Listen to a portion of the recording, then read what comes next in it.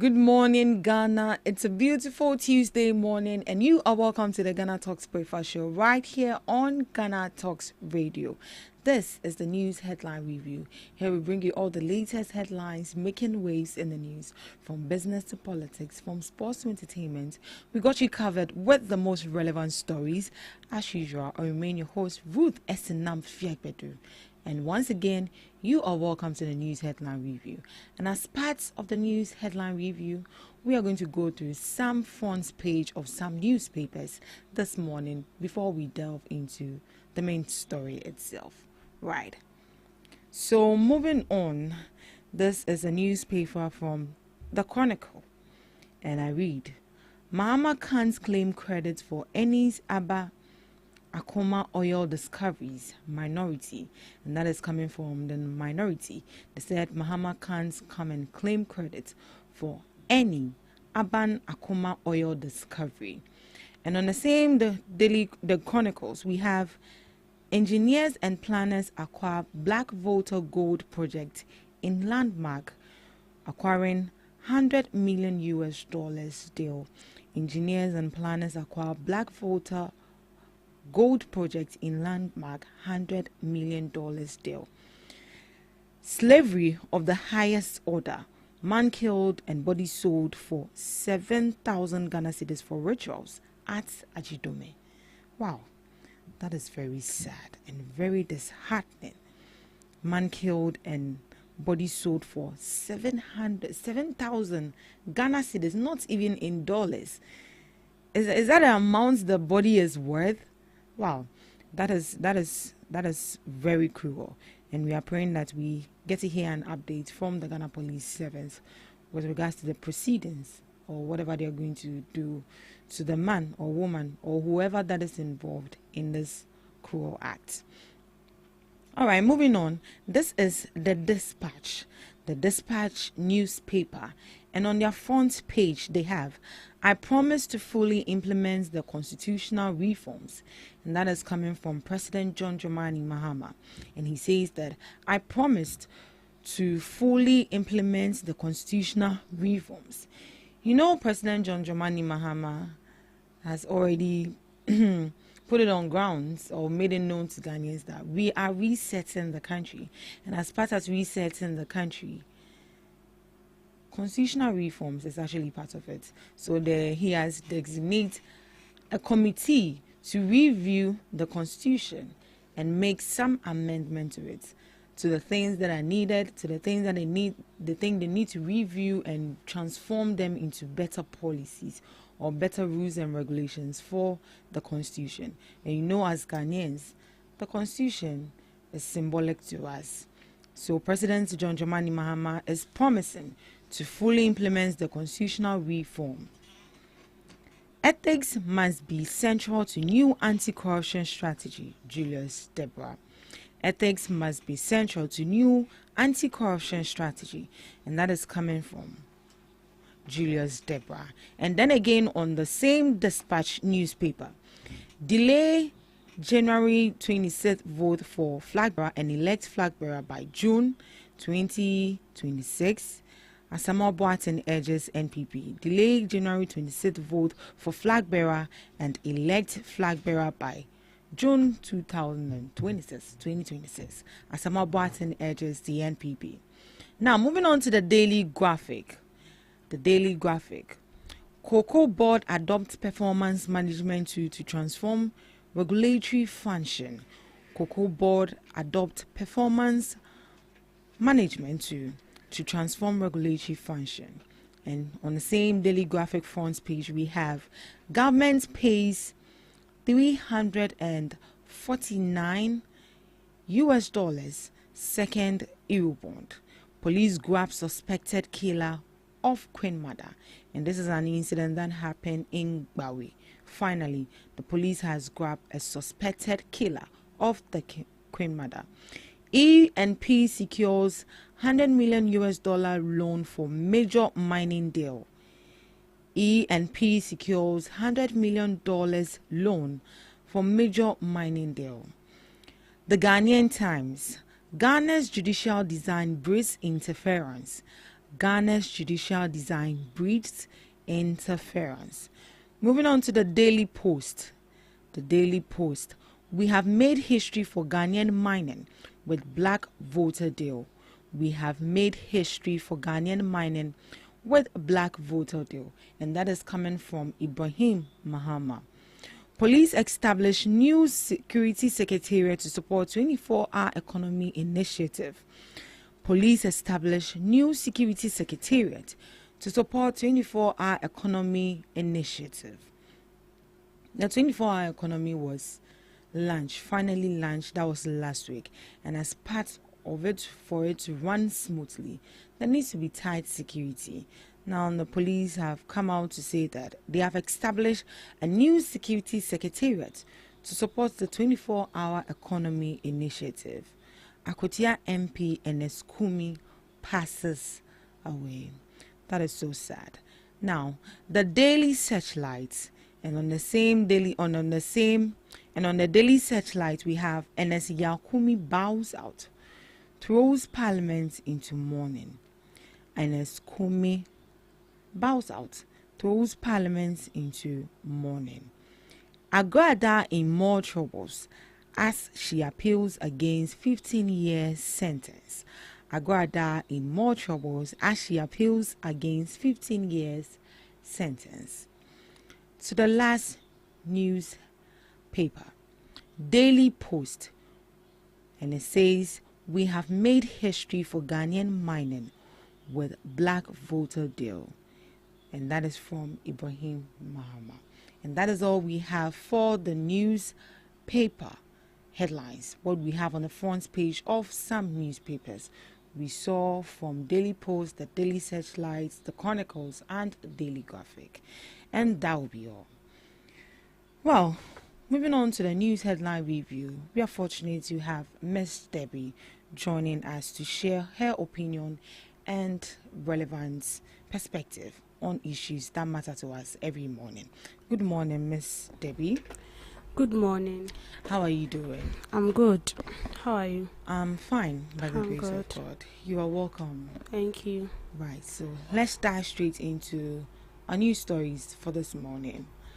Small Arms Commission demands swift passage of Firearms Regulation Bill. The National Commission on Small Arms and Light Weapons has called for the urgent passage of new Firearms Regulation Bill to address the growing misuse of weapons across the country. The Commission maintains that the absence of a clear regulator and weak legal framework has led to the unchecked use of dangerous firearms, especially during festivals. This comes after a student of Bimbala Senior High School died after being struck by a strange bullet during the fire festival in Bimbala in the northern region. The executive secretary of the commission, Adan Bona, said that the commission is still working with security agencies to intensify public education and enforcement while pushing for swift action from cabinet and parliament. He mentioned the laws we have currently for gun regulations are over 50 years old. From the point of view of the Commission, we have a bill that is at the ministerial level, waiting to be sent to the Cabinet and eventually into law. This is because at the moment, there is no regulatory when it comes to firearms. He then again added, so anybody at all is getting access to guns.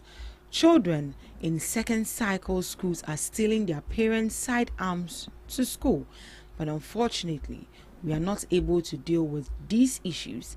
I am sure that this won't be dealt with, hopefully, in the next few months. Once this bill is passed, a lot of changes are going to take place within the arms space in this country.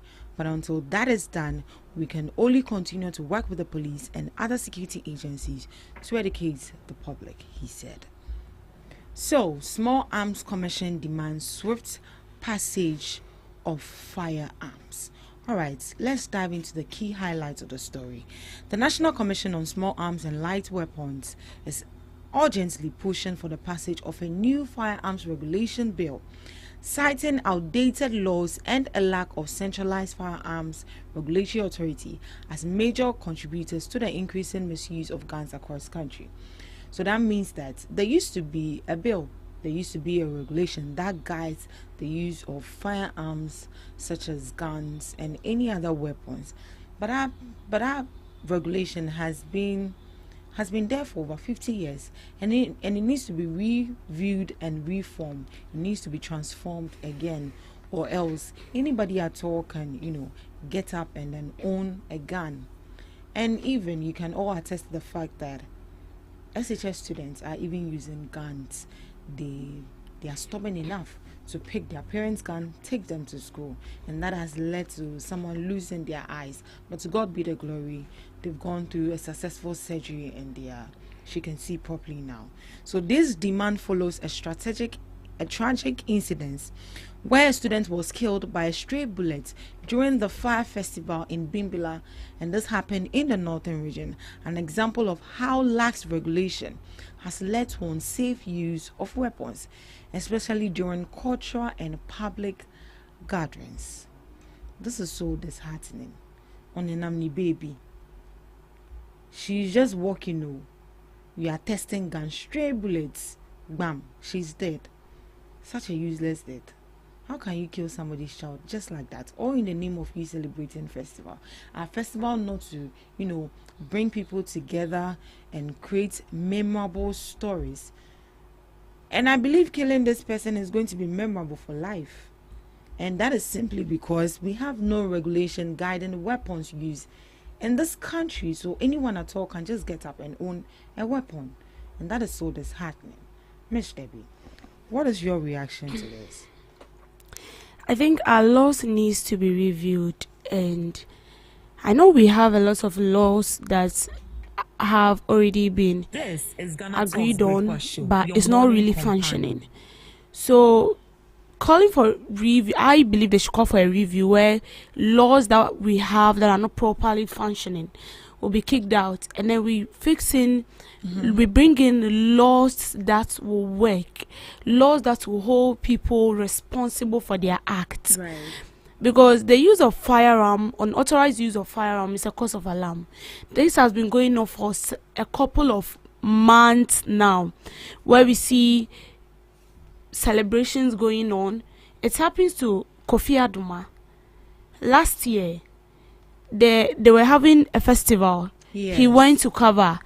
At the end of the day, he went home with 1.5 eye. Look at that.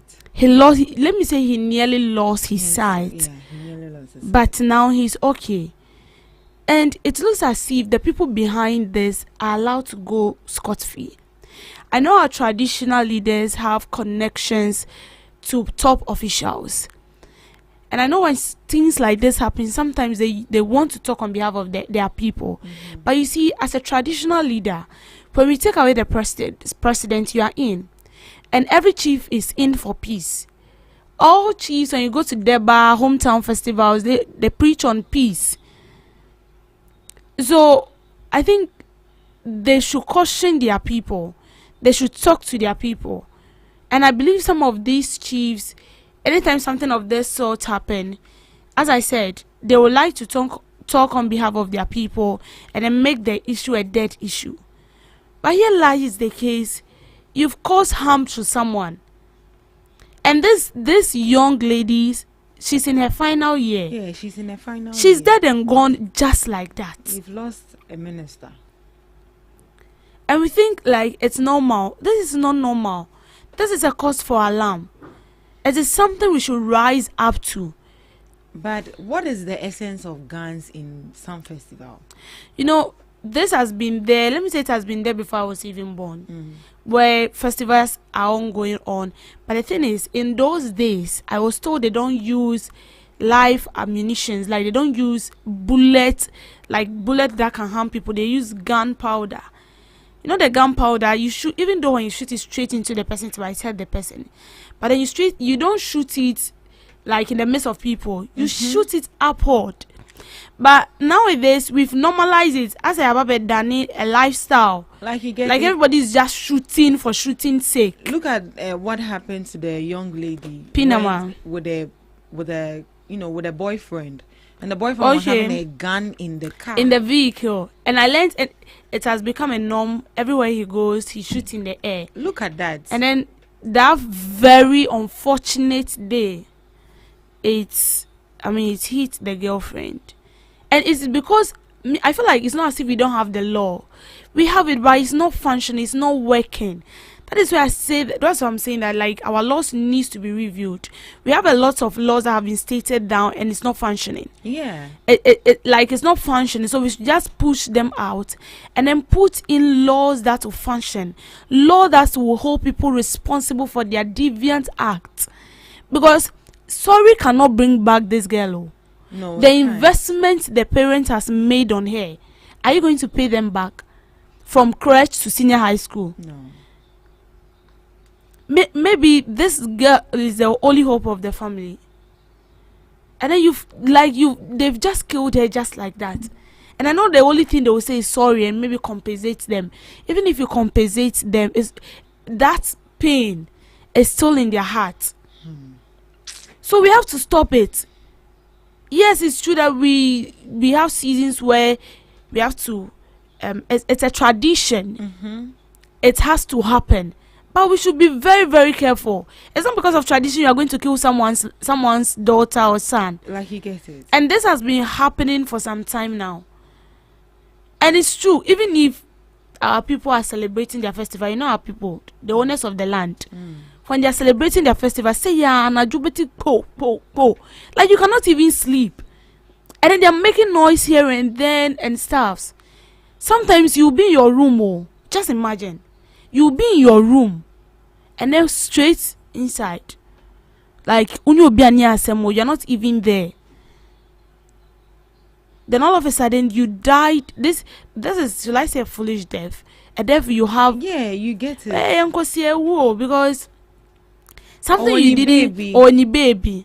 So I feel like this is the time where people who are responsible for that are held responsible. They are held for what they have done. They should be arrested, and not only arrested. Killing someone, whether intentionally or unintentionally, you still need to face the law, because a life is gone. A life is lost. Yes, it is. You might say it is unintentional because you didn't plan it, but it has happened because of your carelessness, and you have to pay for it. But when we say that, so we should just allow the person to go, then we should be prepared, because we will be seeing some of these things more often. But when it happens and then these people are held accountable, these people are held to face for the consequences of their act, then next time when there is a festival going on, even if the gun is being handed to you, you will know how to handle it. You will know how to go about it so that you don't get yourself into trouble. But how do these people even get access to all these weapons? Oh, they get access to it. They have. I'm wondering, so if you're going to buy these weapons, don't they ask you questions? Or probably anyone at all can just get up and be selling guns? I'm not sure. It's not for the individual. It's for, let me say, the palace. Okay, so the ones every that they palace, use for yes, the festival. It's for the palace, and then they have people that control it when there is a festival. And you be no. They have people control it when festivals are ongoing. So it's mainly for the palace. So with that, they don't use the live bullet. They use gunpowder. But if the gunpowder no near to way ni ma akoda no coffee ngwangweni. It was not a live bullet. It was a gunpowder. But look at the way it hurt his eye. So it tells us that even with the gunpowder, it is not safe. It's not safe. So with this issue, I feel like we shouldn't let it slide. And anybody involved in it, I think it's about time we start arresting our chiefs. You think you can get up and arrest the chief? Oh, I know, I know it's not easy. Yeah, and it's not for the fact that nobody is above the law. No one is above the law, but you see, some people are taking advantage of that, and they are messing up. Yeah, true. They are messing up. Yes, because I am a chief, and at the end of the day, I'm allowed to go scot-free. No. Even the president is not above the law. and it's the same to everyone. You are not above the law. But do you think that with all this buhara that is happening with fire guns at festivals, do you think in a way it's going to restrict people from attending these festivals? Because festivals are meant to be enjoyable, are meant to be happy. I'm even wondering how these people are even going to enjoy the festival after killing somebody. Well, it's going to scare me, for instance. I will not even go. I won't even step there. No. I'll be in my room. Because anything but can happen. Some people do not actually get shaken by all these things. Like the tradition has become part of them since birth, and so they see no reason why they should abstain from it, even if it causes more harm than good to the society. But in a natural sense, a lot of people wouldn't step there. With what is happening, a lot of people wouldn't step there, because you going there is like you putting your life at risk. It's a 50-50. Either you go and come back safe, or you go and you don't come back. That is how I see our festivals. And for the fact that the lady died there, it means he hit her wrong place. Yes. So the person should be arrested. The person should be made to Would face you even find the law. person? And only a seminal. Because it's a festival, and a whole lot of people are trained. And only a seminal. So the person who did it knows himself.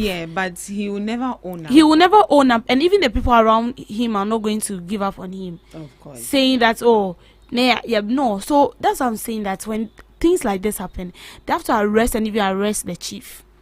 So when it happens like that, it even make it for difficult for the policemen to even arrest you for owning a gun, because as it stands right now, there's no law governing it anything. So if you are holding a gun, you are having it at your own free will or something. Yes. The only thing that will matter for the police to come in is when you use it wrongly, or it end up taking somebody's life or causes danger to anybody. That is when the police will have to come in. And that alone is not enough. No, it's not. Yeah, before you can even own gun, there should be some kind of like... Oh, there is. Like, maybe sitting down here, I'm having a gun, and then the gun is not registered. And it's not registered. Like, and I have it in my vehicle. I can be arrested. I can be arrested. Obviously, yes. Because the gun is not registered. So it means I'm using that gun for a different purpose. So I have to be arrested, interrogated, for them to know my reason for having unregistered gun. And truly I'll be investigated. Oh yes. So even if you're having a gun, it's registered, and even with a registered gun, they caution you on how to go about it. It's not because it's registered so you can just be holding the gun and be flouting it about in town and scaring people. No, you will be arrested. But when it comes to festival, everyone is aware that these things are normal. But where it's getting to, it's getting out of hand. So I feel like there should be a law that surrounds this, and everyone who is found culpable should be arrested. If they can't find the person, they should arrest the chief. If they can't find anybody to arrest, they should arrest the chief.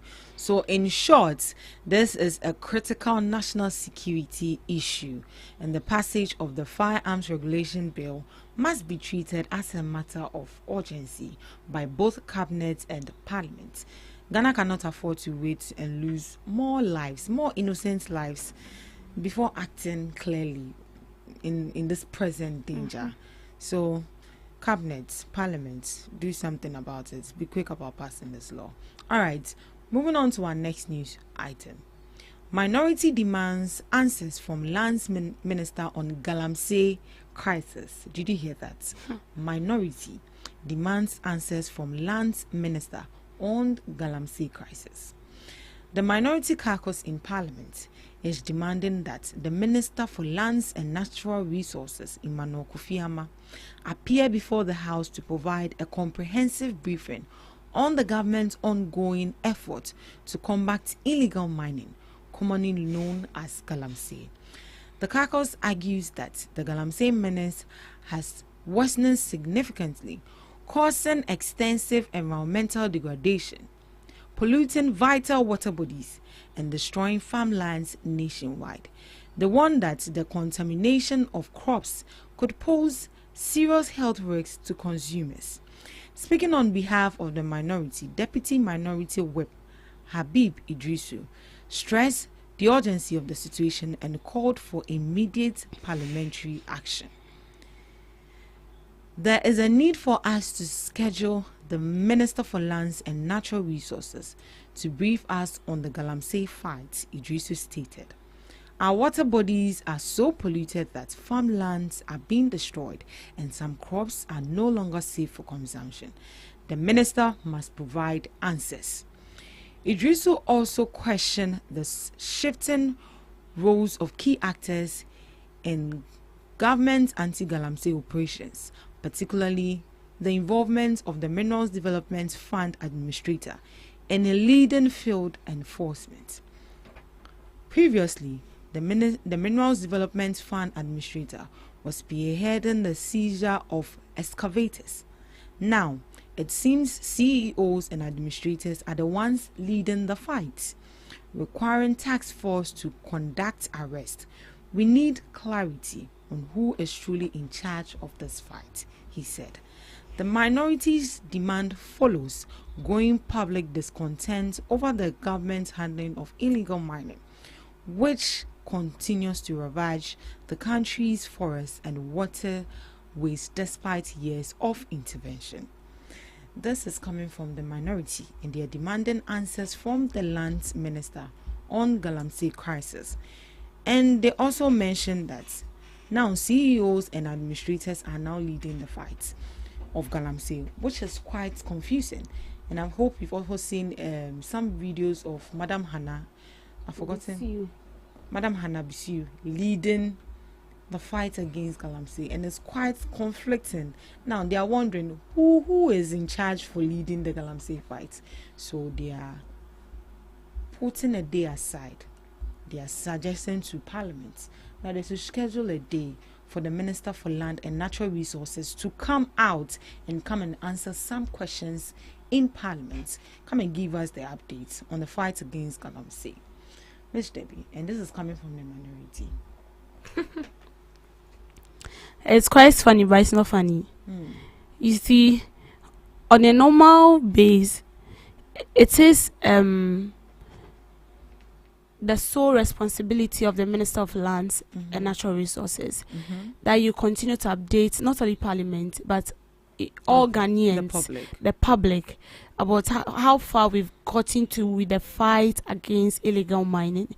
We all know how illegal mining has now become a threat to our environment, and it has become a headache for everybody, not only to the government but every citizen.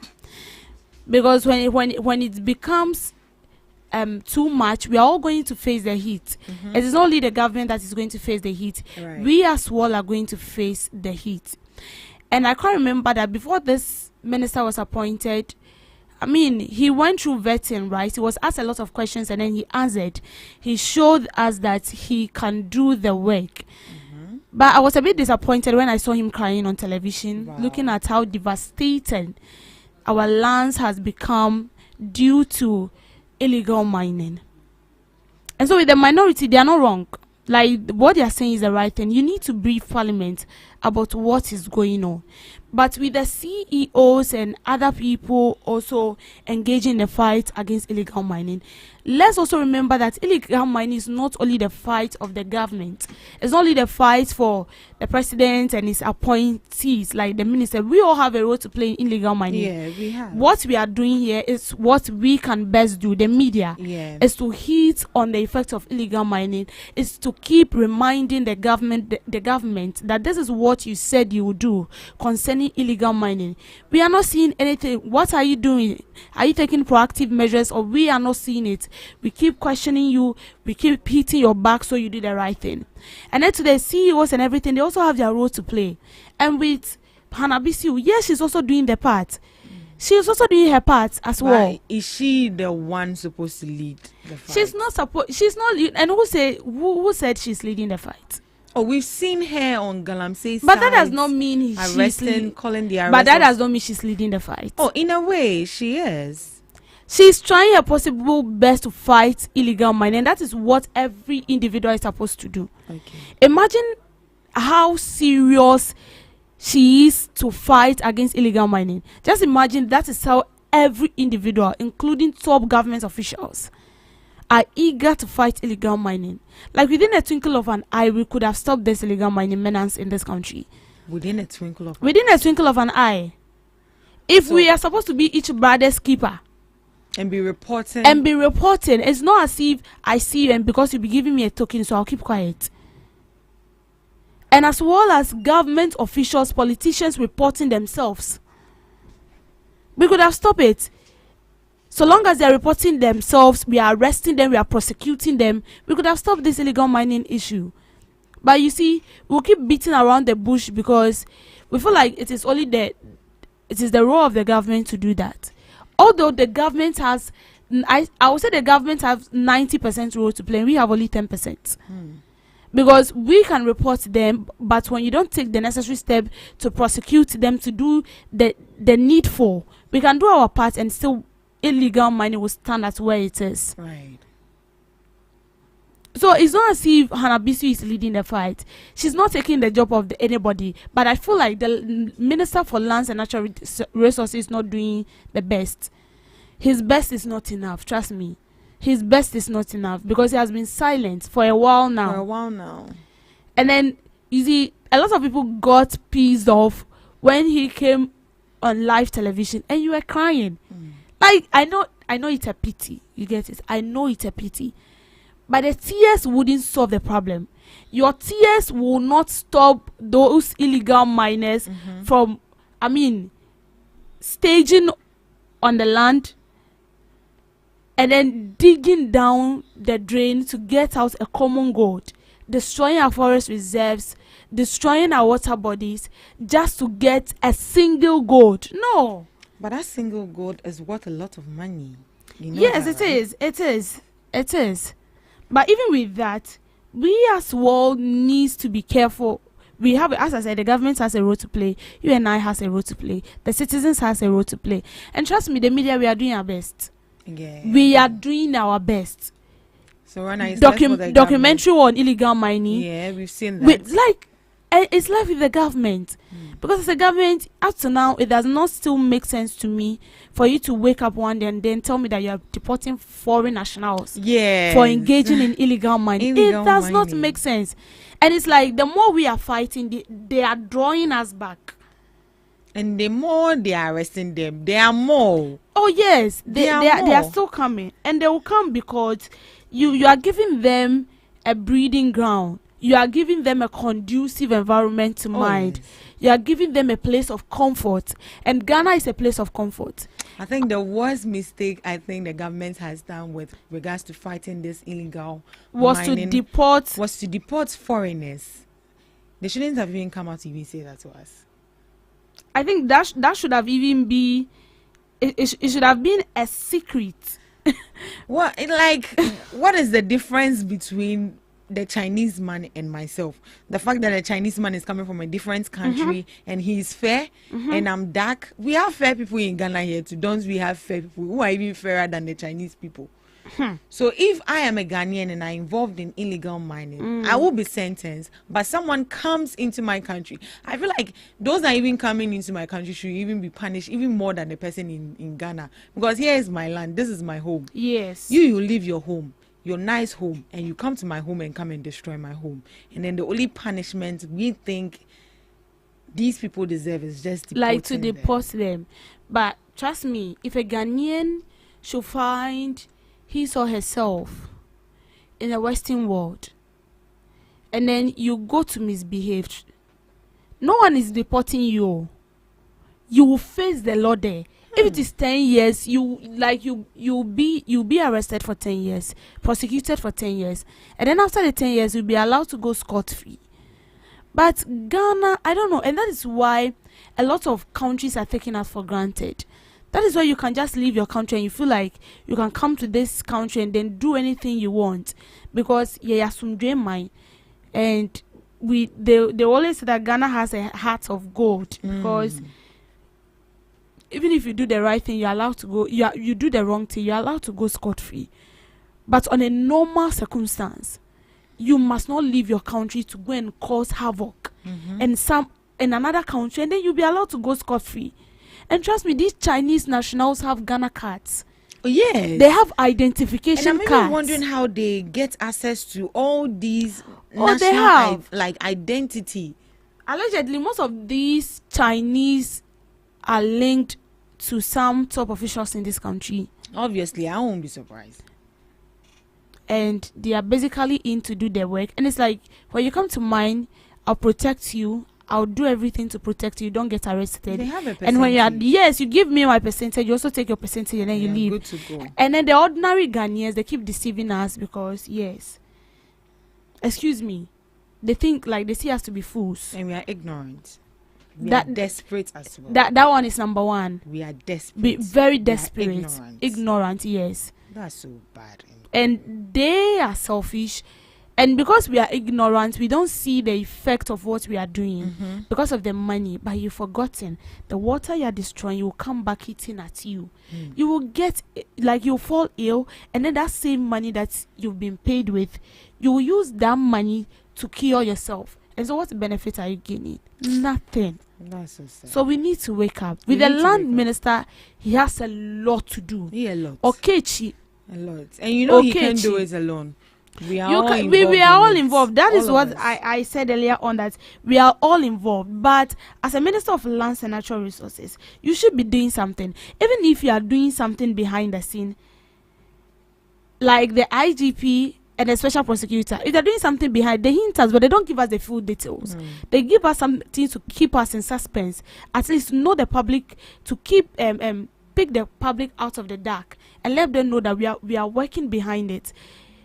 And then put this kind of interest in them, for them, like we wanting to know more about what you are doing. But with him and yes, sir, I know that Galamsey is a very tough issue, because so long as politicians are involved, they're bad in amount. And to have some of your colleagues even engage into it, it's not only about the devastation.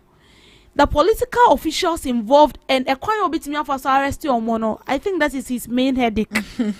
Because they'll be pulling you from the back. And so he has a lot of work to do. He has a lot. But the issue of Galamsey there, we'll keep talking about it day in and day out till we see some sort improvement, of progress against this crisis.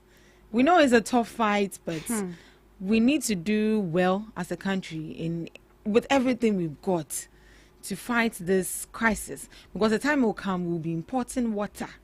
Oh, very soon. Water.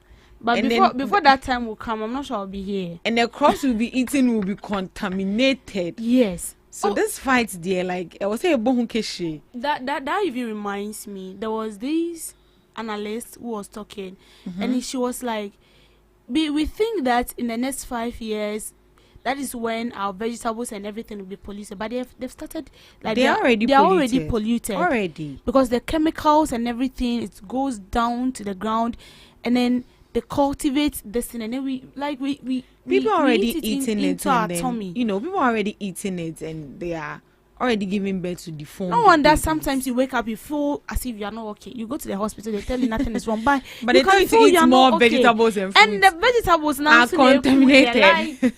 We just need to be careful. It's so sad. All right, moving on to our last news item. NPP files injunction to block Ablikuma North rerun. National Youth Organizer of the New Patriotic Party, Salam Mustafa, has criticized the Electoral Commission (EC) over its decision to rerun the parliamentary election in 19 polling stations within the Ablikuma North constituency. He announced that the party has filed an injunction to restrain the Electoral Commission from proceeding with the rerun. The decision for a rerun, announced by the EC, follows disputes over the authenticity of results from the December 7, 2024 general elections. However, the NPP described the EC's directive as unjust and insists no consensus was reached during consultation with stakeholders. Speaking in an interview on Sunday, July 6th, Salam Mustafa accused the EC of setting a dangerous precedent. He warned that the EC's move could undermine confidence in Ghana's electoral system if not checked. We have filed for an injunction in court. It cannot be the EC doesn't have the power to decide to rerun elections in selected polling stations. If we allow this to go, it sets a dangerous precedent in our electoral system. That when a party realizes that it is losing an election, it can come and destroy everything and press for a rerun in polling station it feels and chooses. We can't accept this. This is not democracy. The EC should go to court to get the court to order a rerun, he stated. Asamaba, I thought it was the NPP that were making noise. I thought it was the NPP that were making noise. It was both. It was on both sides. It was on both sides. Yeah, the NPP and the NDC. Yeah. But even before the rerun, was there any form of consultation or anything? There was. There was? There was. And the courts gave them the go-ahead to... Yeah. No, there was, because I listened to Amma Pratt. I think one of the communication member at the office of the vice president. So Amma Pratt is the spokesperson. The spokesperson for the vice president. For the vice president, exactly. So I heard her, and she was like, there was form of communication between the EC, the both parties, like the MPP and then the NDC. But she said, in a way, it's not going to favor the NDC, because it was the NDC who rather requested for a rerun. Oh, really? But with the rerun, they requested for all the police stations within Ablekuma North. But after that, the EC came out and it was like, no, out of the 37, the election is going to be rerun in only 19 polling stations. So with her, she said it's not going to favor the NDC. Now the MPP are also saying that they didn't agree with the EC. They didn't agree on anything sort of like re-election. Mm-hmm. So they feel like the EC is being biased or being empowered by unknown force. So as it stands, I don't know who to believe. Whether to believe the New Patriotic Party, whether to believe the National Democratic Congress. But for the EC to come out and say that they are conducting a rerun election in just 19 polling stations, why don't you do everything afresh and conduct all of them? Could it be that they don't have the necessary resources to cater all the 37 polling stations? But in my point of view, I feel like for peace to reign, why don't you conduct the election afresh? In all the 37 polling stations, rather than just selecting 19 polling stations? What if you go back? I'm not saying that they are not doing their job right. They didn't check if the 19 polling station is right. But in order for everyone to be at peace and that kind of unity to be in the constituency, why don't you do a rerun for all the polling stations, the 37 polling stations? You see, this is the main reason why a lot of people see the EC, not only the ECs, including her workers, as incompetent. Because you've kept us in dark for so long. Yeah. And then all of a sudden, you said there is going to be a rerun of election. Now you're supposed to educate us. That may be, this is the main reason why out of the 37 polling stations, we are conducting in only 19 polling stations in Ablekuma North. And I feel that is what they failed to do. Yes, and with that, you cleared the doubt in all of us our mind. Even if I'm having a negative perception, I feel like, oh, no, the EC is making a point here. Okay, fine. If only what she's saying is legit. Exactly. Then we feel like, yes, she has cleared our doubt. But the EC, we are not hearing anything from the side of the EC. Only to wake up one day and then to the news. 19 police stations out of 37 police stations are to be rerun. Why won't both parties feel like you are being biased? Exactly. They'll feel like you are being biased. And people would think that NDC is intruding the affairs of the EC. And NDC also feel like MPP is intruding the affairs of the EC. So you should be, you see, that is why I'm not surprised people calling for the whole office of the EC to be overhauled. Like, they should be sacked. All of them. All of them. All of them. And that was coming from a Sedun Ketia. And a lot of people backed his, you know, his claims. His claims that these people should be sacked. He needs to be sacked because, you see, as an EC, your work, you're not, it's like EC, you are just like the court. You are supposed to be fair.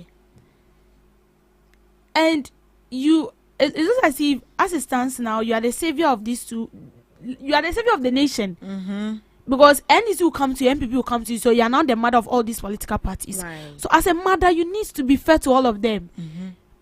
You are not supposed to be biased. You are supposed to be competent in the execution of your duties. But that is not what you are doing. You are doing opposite of what you are supposed to do.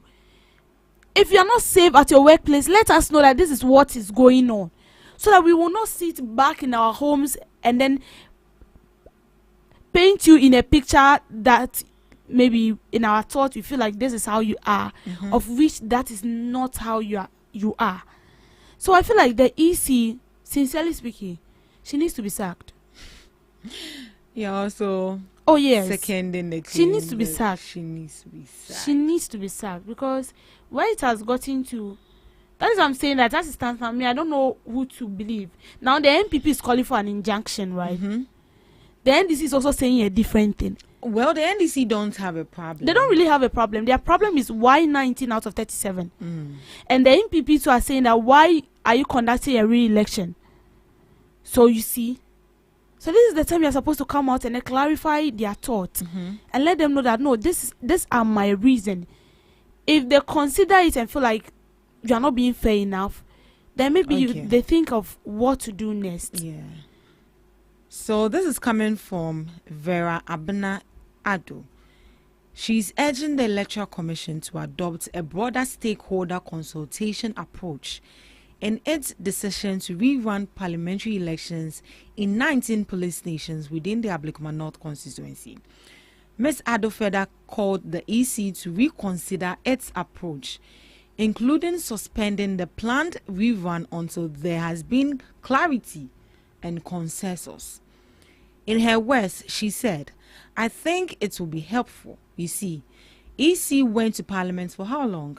Just came out and said they have decided to go back for rerun, and then there's even a date out already." She also questioned the Commission's inconsistent approach in handling the matter and said the clarity from the court should have been sought much earlier. Because when they even announced the rerun, how many days? Was it not just last week they announced? I think it was on Friday. Yeah. And 11th, we are going to vote. What if someone is in Kumasi?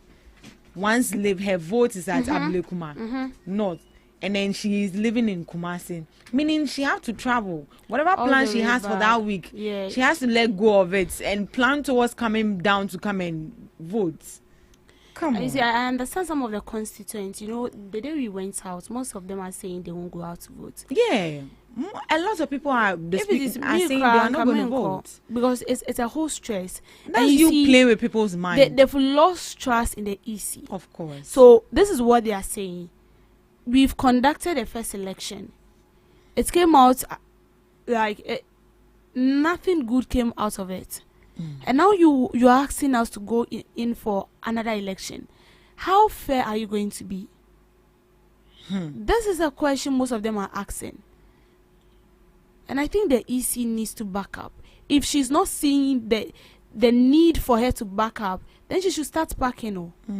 Because this one I'm not the one saying, because they've already said it. I'm just backing what they are saying. So Ms. Ado again says that consensus building is important. The EC must, even if they are going to go for a rerun, I think they should do much consultation and communication around it, and not take it for granted that people can just mobilize. You don't do that. You don't expect that from people. She also called on the Ghana Police Service to reassure the public of their readiness to maintain law and order in the event of heightened political tension. At this point, tempests are rising. You go and stand in the sun. You vote, and then at the end of the day, they call you back and tell you that vote nash. It's like Come back and re-vote again. You go and stand in that long view. Obviously, I'm not saying that it's sad. Fighting pie, but I won't be surprised. Oh, yes. Anything can happen. Oh, So yes. at this juncture, the Ghana Police Service should be on grounds. Like there should be tight security to make sure that they maintain law and order at these 19 polling stations who will be retaking their election on the 19th of July. Because most of these constituents are already annoyed. Yeah. They have a holy anger burning inside them. And so if there is a slight care. All right. Thank you so much for joining us on the news headline review. Up next, we have Debbie's Grill.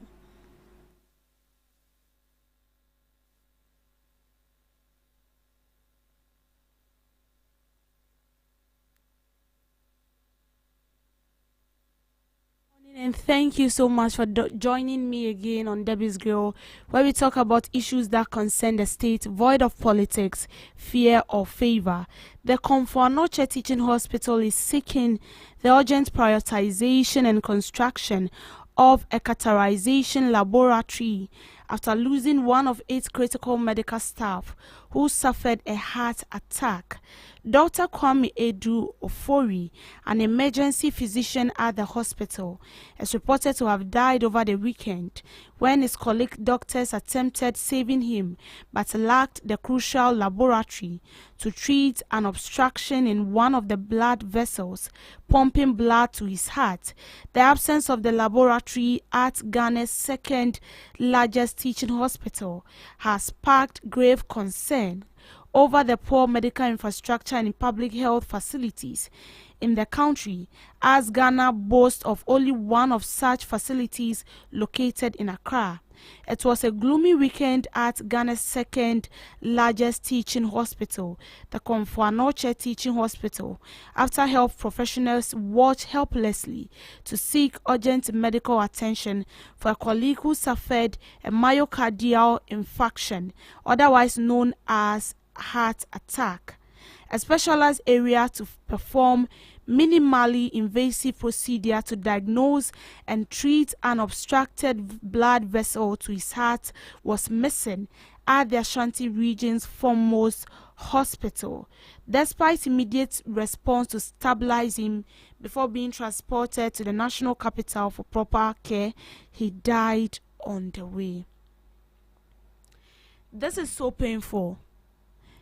First and foremost, our condolence to the family of the bereaved, of the deceased.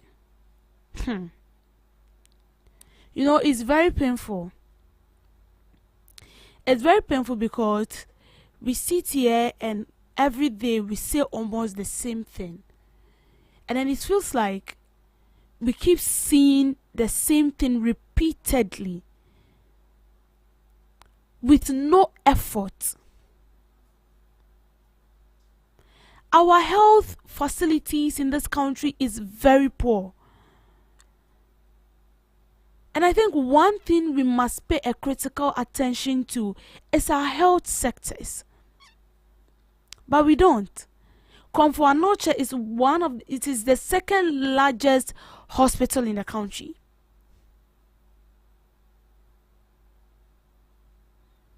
But it looks as if we don't really care. There be instances where people go to the hospital and then they complain. Patients go to the hospital and then they complain that the hospital is lacking some equipment, necessary equipment that is needed in treating patients, but they are lacking it.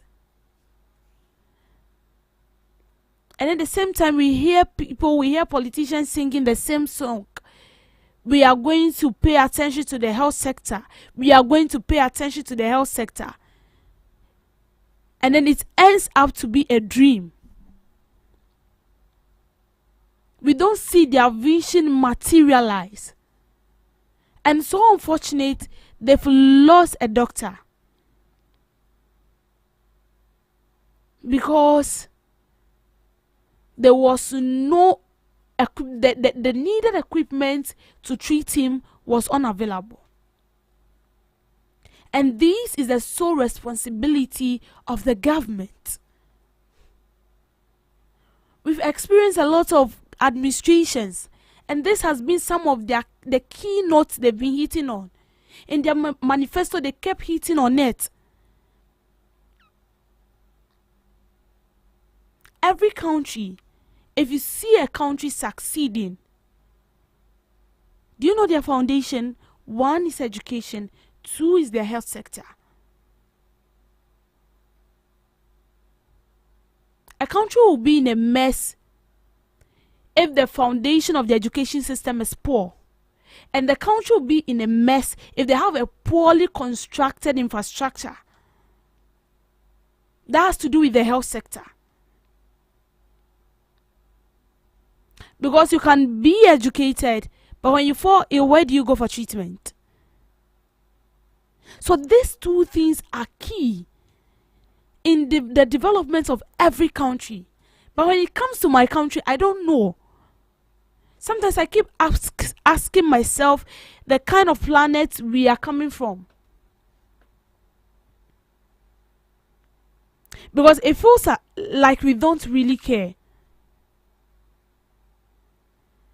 And you see, our leaders keep lying to us. They are not telling us the truth. Or they will tell you that our health sectors, it is good. They are doing everything to source it. But you see, when they're even feeling headache, they travel out of the country. Even if they're having a sore throat, they travel out of the country. Have we for once sat down to ask ourselves why they travel out of the country to receive treatment whilst they claim that we have the best hospitals in the country? No, we don't. And then we end up politicizing every issue. Because when we have the right equipment in our hospitals, if our hospitals are very good, I'm not sure they will travel out of the country at the expense of the taxpayer. They are refusing to do the needful. And you see, it has started. A whole doctor died just like that. Not because there was no practitioner there to help him, to help save his life, but because the needed equipment, we don't have it. And that is why most of these nurses and doctors, when they get the opportunity, they fly out of the country. Because they need an advanced environment where they can put into practice what they've learned. But in Ghana, it's a different thing altogether. It's about time we sit down and then ask ourselves questions. Because if you are politicians and then you come standing in front of me and you tell me that our hospitals are good, and then when you have a common sore throat, you travel out of the country, then what are you insinuating? This is a call to the government. This is a wake-up call. Our hospitals are not in a good state. They are in the worst state. It's better we do something about it now, or we face the consequences in the near future. Thank you for making time with me on Debbie's Grill. Thank you so much, Miss Debbie, for that girl. And this is where we draw the curtains for the first segment of the GhanaTalks Breakfast Show. Right after this, we'll be coming up with the news. Are you ready to amplify your business or brand's reach and make a meaningful impact in Ghana and beyond? Partner with GhanaTalks Radio today to connect with a diverse audience across Ghana and beyond. Elevate your brand through on-air promotions and social media. Boost your brand during prime time. With GhanaTalks Radio, you can extend your reach across digital platforms. GhanaTalks Radio is not just a station, it is a community hub where your brand becomes part of the conversation. Join us in fostering connections, celebrating culture, and making a lasting impression. For customized sponsorship packages and enquiries, email contact@GhanaTalksRadio.com or call +233 202 544614. GhanaTalks Radio, giving the youth a voice. Hello Ghana, hello worldwide, and I'm with the level band. Now listen, every Tuesday and Friday, beyond the time it's going to carry bro. Our GhanaTalks Radio, 7 p.m. sharp. Now Tuesday, we're gonna talk about our culture, our history. My 20 things about Kwasem. Now on the Friday, you bars on bars. You better rap, you better say it. No artists go join me in the studio. We're gonna discuss about music and business.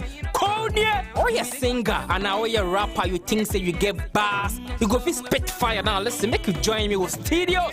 Our GhanaTalks Radio and you say then our day. Me say download the GhanaTalks Radio app no our Play Store and the App Store. Not tune in and say this is what you see about live on Facebook, Cointakra, any GhanaTalks Radio page and so now listen.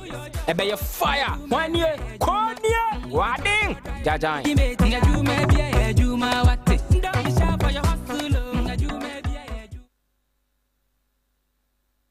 This is GhanaTalks Radio, the best station rocking the nation. We bring you local news, business news, international, sports, and entertainment news. Right here on GTR.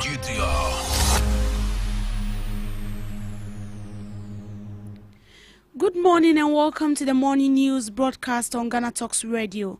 In today's news bulletin, Association of Ghana's Industry calls for clear implementation of the 24-hour economy. Constitutional Review Committee proposes limit on presidential judicial powers. Debt to road contractors to be settled this month. These and many more coming up shortly in business, sports and showbiz.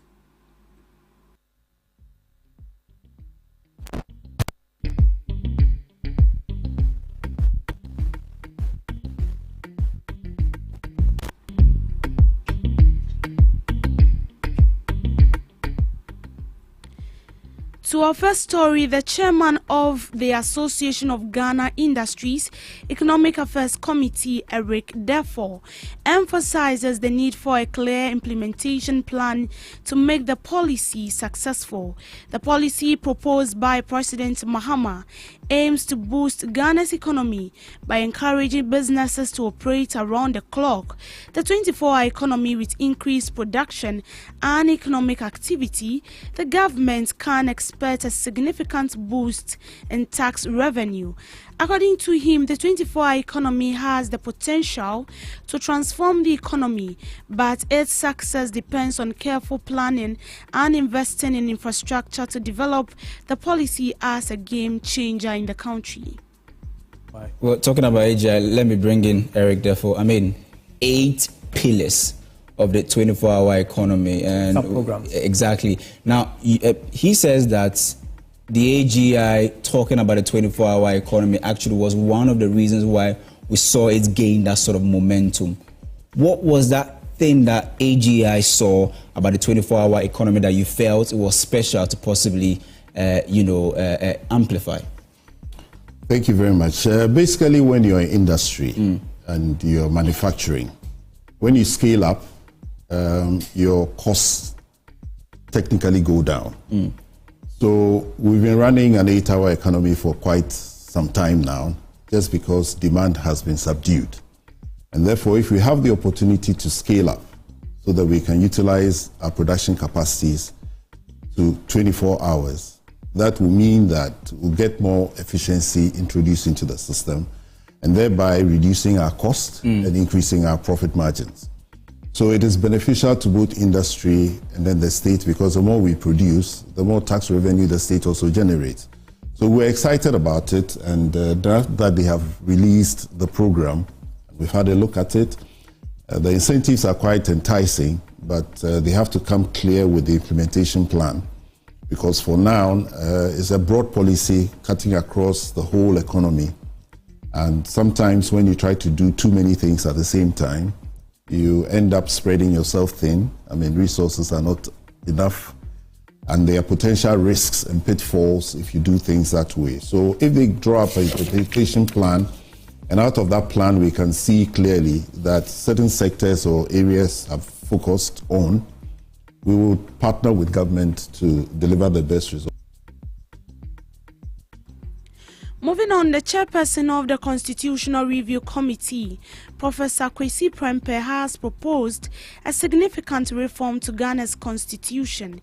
According to him, the president's power to appoint and remove the Chief Justice should be removed. This move aims to promote judicial independence and to reduce the executive's influence over the judiciary. By reducing the president's power to appoint and remove the Chief Justice, the committee chairman believes the judiciary will be positioned to make decisions without fear. The committee's recommendation is expected to enhance credibility and integrity of the judicial system. The president be removed from the process. Absolutely, I think going forward, it's not healthy. It is a temptation. You don't tempt power in these parts like that. Certain things we have done with our constitution almost presume that the people we are going to elect are angels. I mean, it is one of the most ridiculous. Our constitution is too permissive. It trusts power holders too much. Whether they are the president, they are the chief justice, we trust people with power too much. In Ghana, you say, "Shall," hey, that's my power. It is, "I shall appoint you." So I do the thing by myself. Absolutely, the president shouldn't be given that kind of power. Whether in the appointment side, on the appointment side, or on the removal side, court must also be willing to accept that judicial independence must come with judicial accountability. Because they are not elected, they must be more open to scrutiny by at least their peers. The legal academics, law journal articles, these are the only ways that many legal cultures hold judges accountable. If academics cannot criticize you, if lawyers cannot, the bar cannot criticize you, and if you're going to use contempt power to stifle debate, then how are we to hold you accountable when you are not elected? And so I think judges must accept with some humility that the power does come with responsibility, that there are in fact limits to the power, and that they must be open to peer accountability. The government is set to begin clearing debt owed to road contractors within the month. This move is expected to bring relief to contractors who have been struggling with delayed payment. The government aims to revitalize the construction sector and ensure timely completion of ongoing projects. The clearance of debt is expected to have a positive impact on ongoing and future projects. It's exactly 6 months since we were sworn into office. It looks like we've been in office for almost 2 years already because of how quickly things have been moving. The Minister of Finance will be going to Parliament with the mid-year review of the budget, and that will be based on the half-yearly figures of economic performance. And so we'll have a better view of what we've been doing over the last 6 months after he presents a mid-year review. And I'm sure that after that, we can hold one of our statutory meetings to discuss how far we've come over the last 6 months.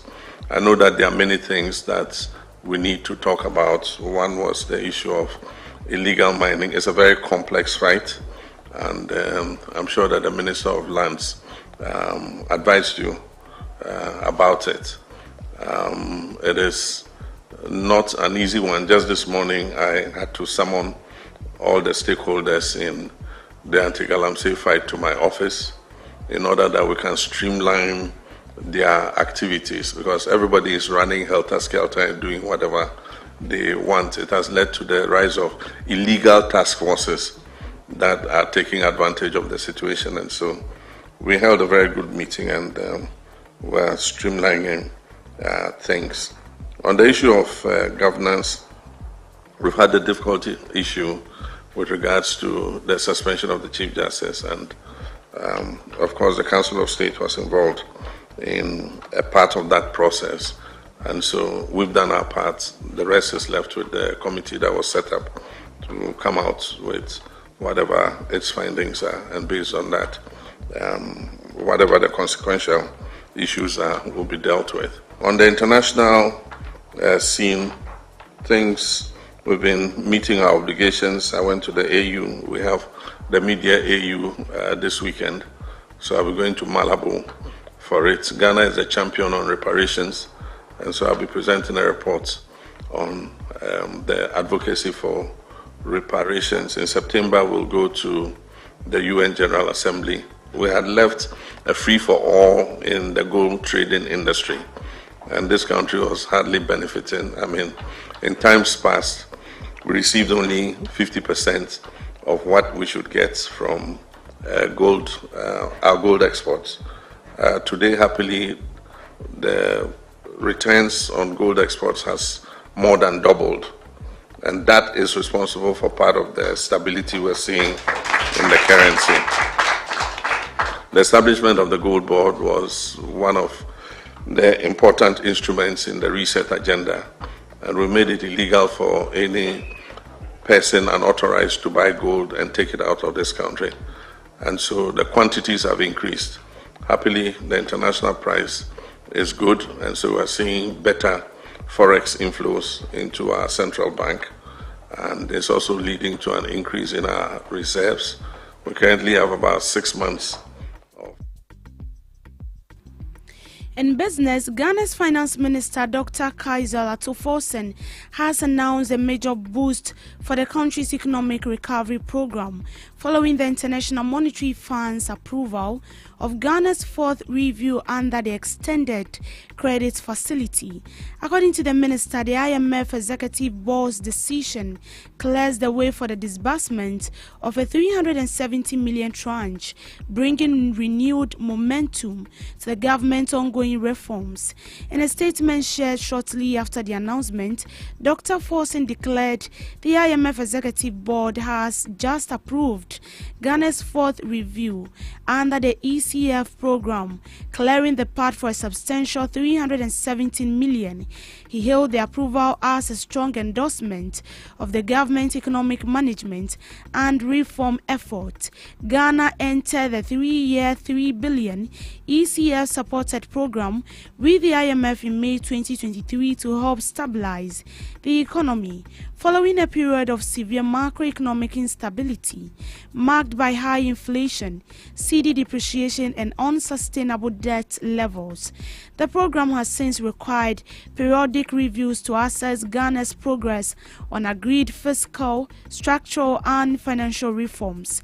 Dr. Forsen noted that Ghana's performance has surpassed expectations and is restoring confidence in the economy both locally and internationally.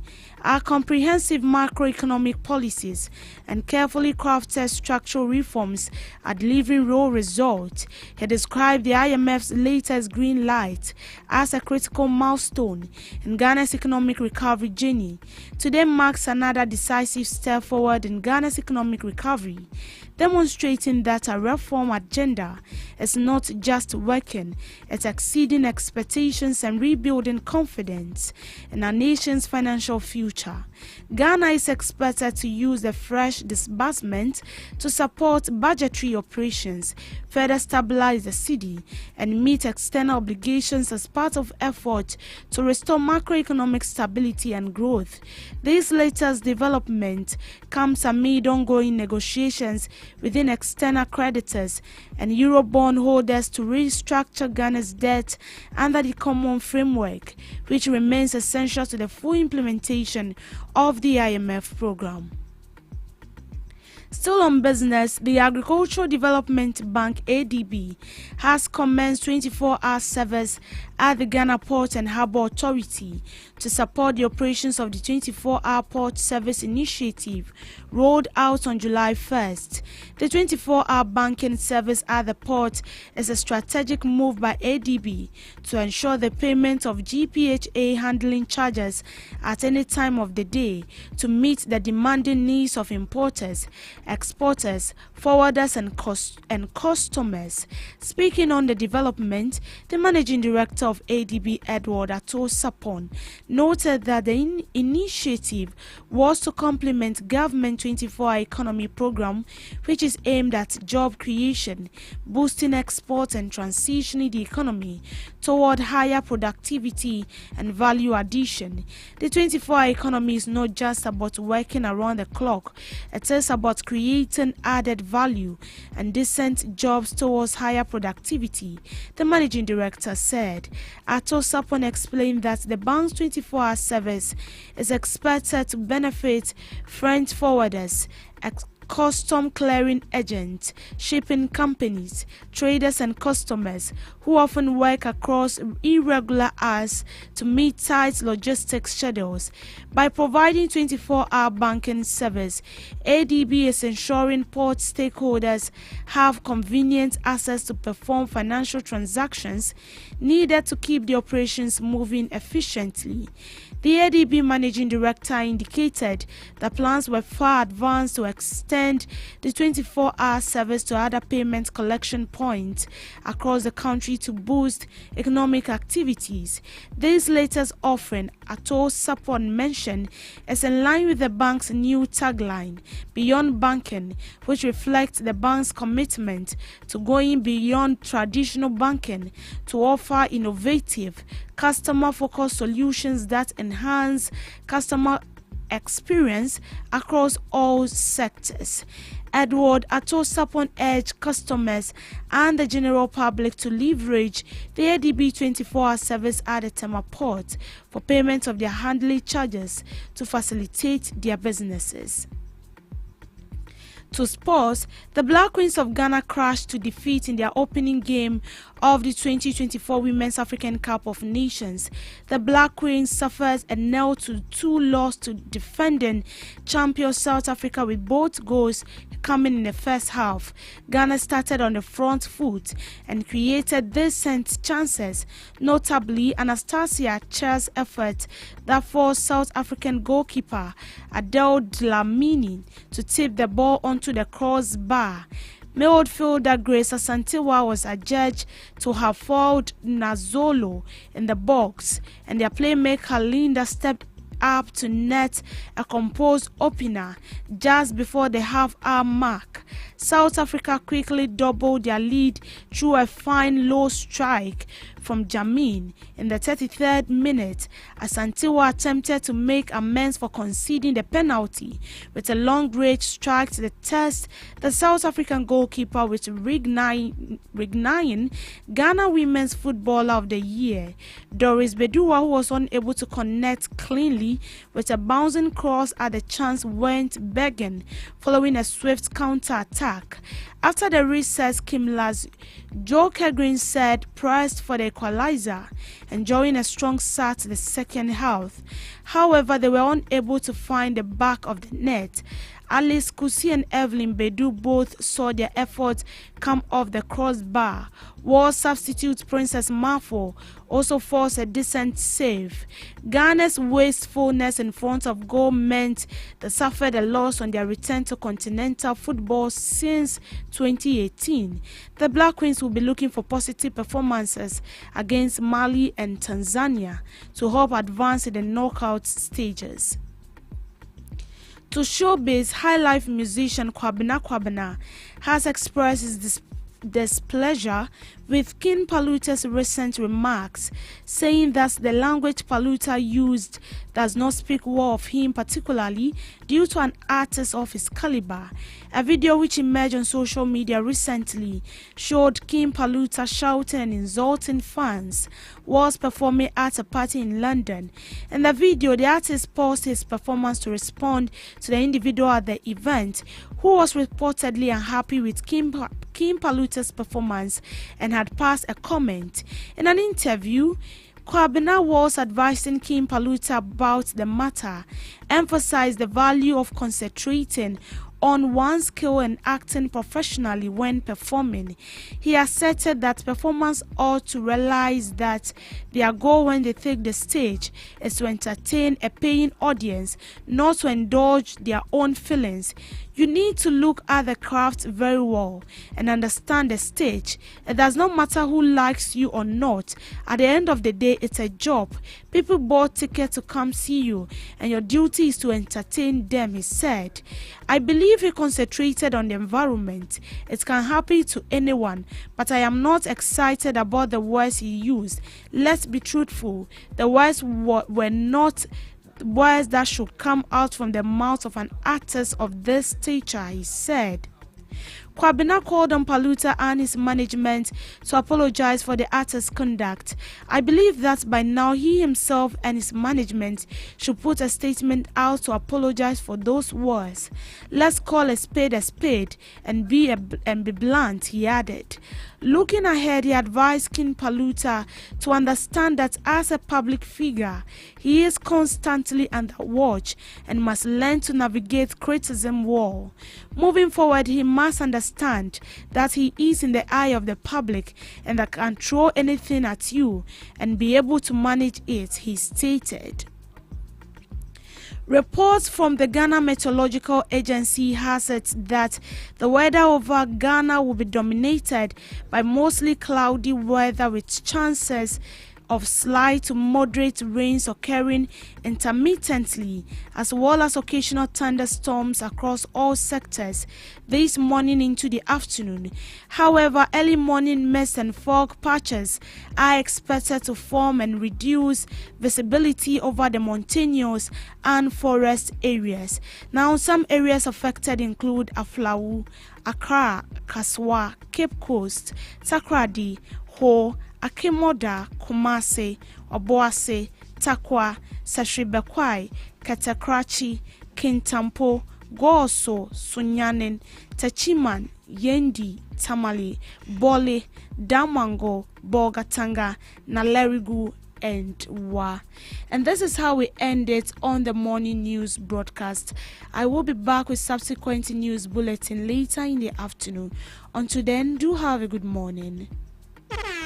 Hello Ghana, hello worldwide, I'm with level band. Now listen, every Tuesday and Friday, beyond the time it's going to carry bro. Our GhanaTalks Radio, 7 p.m. sharp. Now Tuesday, we're gonna talk about our culture, our history. Matuni ding setete abako sem. Now on the Friday, you bars on bars.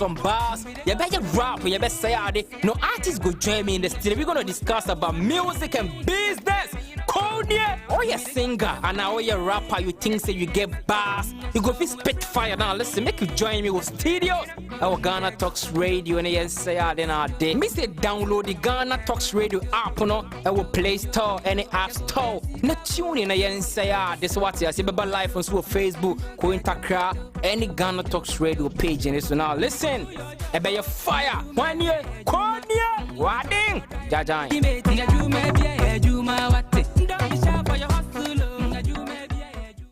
What do you want for breakfast? How do you want your breakfast? English breakfast, French fries. Koko Nikosi, alo komi kesheto. Wache. Well, Gobe is the real deal. Join us on GhanaTalks Radio. Let's serve you a buffet of breakfast. From news headlines review, current affairs to social issues. Entertainment, sports, and all the trending stories live on our mobile app and across all socials from Monday to Friday, 7 a.m. to 10 a.m. With me, Pakwesi Omare, Regina Bless, Deborah Adoso, and I am Esinal Fiagbedu. This is GhanaTalks Breakfast Show. This is GhanaTalks Breakfast Show. A good morning to you. A cold good morning to you wherever you are. listening and watching us in the studios of Ghana Talks Radio. My name is Pakwesi Omari, your regular host. And as usual, we come your way every morning to serve you the best of breakfast meals you can ever have on the surface of this planet. Today is a sad day for us as a country, and to the political scene, it's a very sad day, a day that we mourn one of our lost fathers, brothers, child's demise, which happened in the hours of yesterday morning. A very sad day. We lost the MP for Akwetia and the person of Mr. Kumi Ernest, a very fine, young, gentle politician who, according to reports, suffered a heart attack and due to that lost his life. It's an unfortunate news, and we stand in sympathy with the family of Ernest Kumi. May God strengthen their hearts, and may He keep them strong in these challenging times. Buddy. Yeah. Good morning. Good morning. Charlie, yesterday, we all heard the sad news. I mean, I don't think anyone was prepared for this at all. Just over the weekend, he was a very strong, healthy young man. Even on Friday, he was on a show, and then on Monday, we Charlie, life is really short, though. Charlie. Life is really short. That we don't even need to take things too personal and all that. Honestly, you think about it and then you're like, because today you see someone, tomorrow a person is gone. Yeah. And the thing about death is that, like, I always think about it. You are not going to see the person again. I wanted to even say this. Again. Wow. Nowhere. Wow. That is the painful aspect of it. Yeah. Again, but I mean, it's inevitable. Nobody can. Sure. Yeah, nobody can take that away. Yeah. I don't think everybody will face that. So far as the world has not come to an end.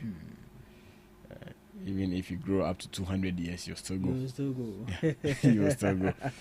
But the unfortunate thing is how some people live this earth. Yeah. Sometimes it's not something which is very, very encouraging. So we will encourage, his family. Sure. Like we always do or say in Ghana here, God gives and He takes. Although it is very difficult, or it's a difficult situation for the family, we sympathize with them and our condolences. Because this man, myself, I really like him. I really because this man, I aside politics. Yeah. Oh, I really like him. He's a fine man. He's a very fine man. Yeah. I really like him. Like the way he presents his issues and his statements. He's not the kind that I see most often. Throwing insults. Yeah. When he's making his submissions. Like onya basa. Sure. Yeah. So I really like, aside politics, I really like this man. But it's just unfortunate. Just too unfortunate. There's nothing we can do again to bring him back. Yeah. But also the sad thing is, you know, there are people who are depending on him. There are people who are depending on him, and you know, when it happens like this, it creates another problem or another loophole somewhere. But we will just sympathize with the family, and then you be sure more. Sure. Charlie. But then, I mean, so far, so good. We are back here. Over the weekend, some things happened, and you know, the president was. But even before then, what happened to the decision that the party took, your party took, or your government took, to not refund the fees to the students, but make it like a carryover into their next semester, so that they won't be paying their fees then, and then they turn around and then pay it back to them. I sometimes I don't get your people. But between the two, which one do you think is most? I think there was a broad consultation. Yeah, with regards to this issue, and then, you know, as a listening government, we try as much as possible to put two and two together. We listen to people, we weigh the pros and the cons, and then see which one is better. We don't say because we are in power. I mean, we have to do whatever we want to do. At least you are a leader, but not to yourself. Okay. You're a leader, and then you have your followers. Sure. So it's always good that you consult them, even if you take your decision. So after taking your decision A, and then there is a consultation, and then you feel like the decision B is better, why not? You, as human or as a good leader, you don't need to implement A because you want A. Okay. You understand? So this consultation happened, and then we saw it that, look, per what people are saying, per what the stakeholders, various stakeholders in regards to this are saying, it will be important or it will be prudent that we refund these monies to the various beneficiaries. And that has really helped. Because we don't want the situation where students will come out and say, I wasn't reimbursed. And then I'm being asked to pay my fees again for that semester. But if you are giving the money, that one is up to you as to whether you want to repay or not. Because again, there are people who might not even continue again. So are you telling me that you are reimbursing them, and then the school will take the money, or what? You understand? There are people who would, sorry to say, will pass away. Students. There are people who will not continue the school again. There are people who will travel. And so all these things were considered. That in case such things happen, what do we do with the money? But when it's sent to everybody, I mean, that is a fair ground. That would be on a fair ground. That would be a fair idea for everybody to benefit directly on this policy.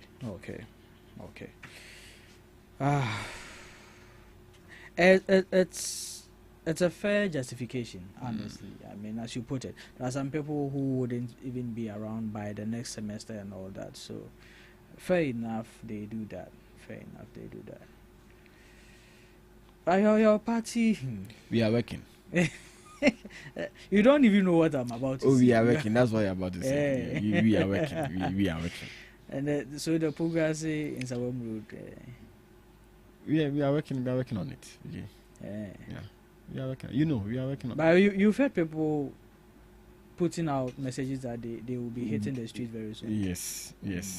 I mean, even I think the VIP as VIP buses, as an association, are even threatening that But like I keep on saying, there are lots to do in Ghana. Okay. And we can't just focus on one side instantly. It is a national cake. We are trying to sort each and every sector. Okay. And so people shouldn't expect that, because we've been through hard times. President Mahama assuming office should magically change everything. That will not be fair to him. Yes, we know the hardship or the difficulties when it comes to plying that road. Yeah. We know it ourselves. I know it myself personally. Okay. So we will plead with them that it is something that I'm not sure President Mahama will want to leave it and then leave office. It's very bad though. Yeah, it is. It is. It's very, very bad. It is very, very bad. But PK, trust me, it is something that will be dealt with as soon as possible. I trust the road minister. I trust President Mahama. Okay. Because you know how, have you used the Ebri in Sawam Road before? No. Even that one is quite risky. Yes, so people will rather take that risk than to use here. So that should tell you how bad it is. Yeah, how bad it is. And I think I have one father who who is a custom officer, and then he every weekend he comes home, and then every week he goes back to Koforidia. That's where he's stationed. Oh, okay. And then he has one Highlander. Every time he comes home, you have to visit the shop. Every time he comes home, he has to visit the shop. So it tells you how bad the road is. Very. It tells you how bad the road is. And it's very dangerous as well. Very. And very, very dangerous as well. So, we will not overlook it. President Mahama will not overlook it and say, "Oh, we will fix it," but making on yet. Okay. I know he will do it. The road minister will also work on it. Okay. And this leads to the conversation of some 360 million from the World Bank that the NPP, especially Mr. Opon Kroma, mentioned that money was supposed to pay off contractors. So if that money has landed, you people should just do the justice and the contractors should go back to, because honestly, see, this is one of the most utilized roads in Ghana. It is connecting two of the biggest cities we have in the country. Yeah. So I think personally that the government should pay a much more prioritized attention to this road. Because we also goods coming in from the Ashanti region, even from the northern region, they are all using this road. Yeah. And we know how we rely on these people there in terms of goods coming into the capital. So I think that some prioritized attention should be given to it as soon as possible. Yeah, it's true. Especially because of how, and then I will put it, what we get as a country from this road. It's not just a vehicle applying the road. Sure. It is the benefits we get from those applying the roads, the vehicles applying the roads. Okay. And so if we are having goods come from other countries into our countries, and then we have bad road as such, it wouldn't even encourage people to even do business on that road. And like you said, it's connecting to a lot of major cities in Ghana. And these major cities, we know, people go up and down to transact business.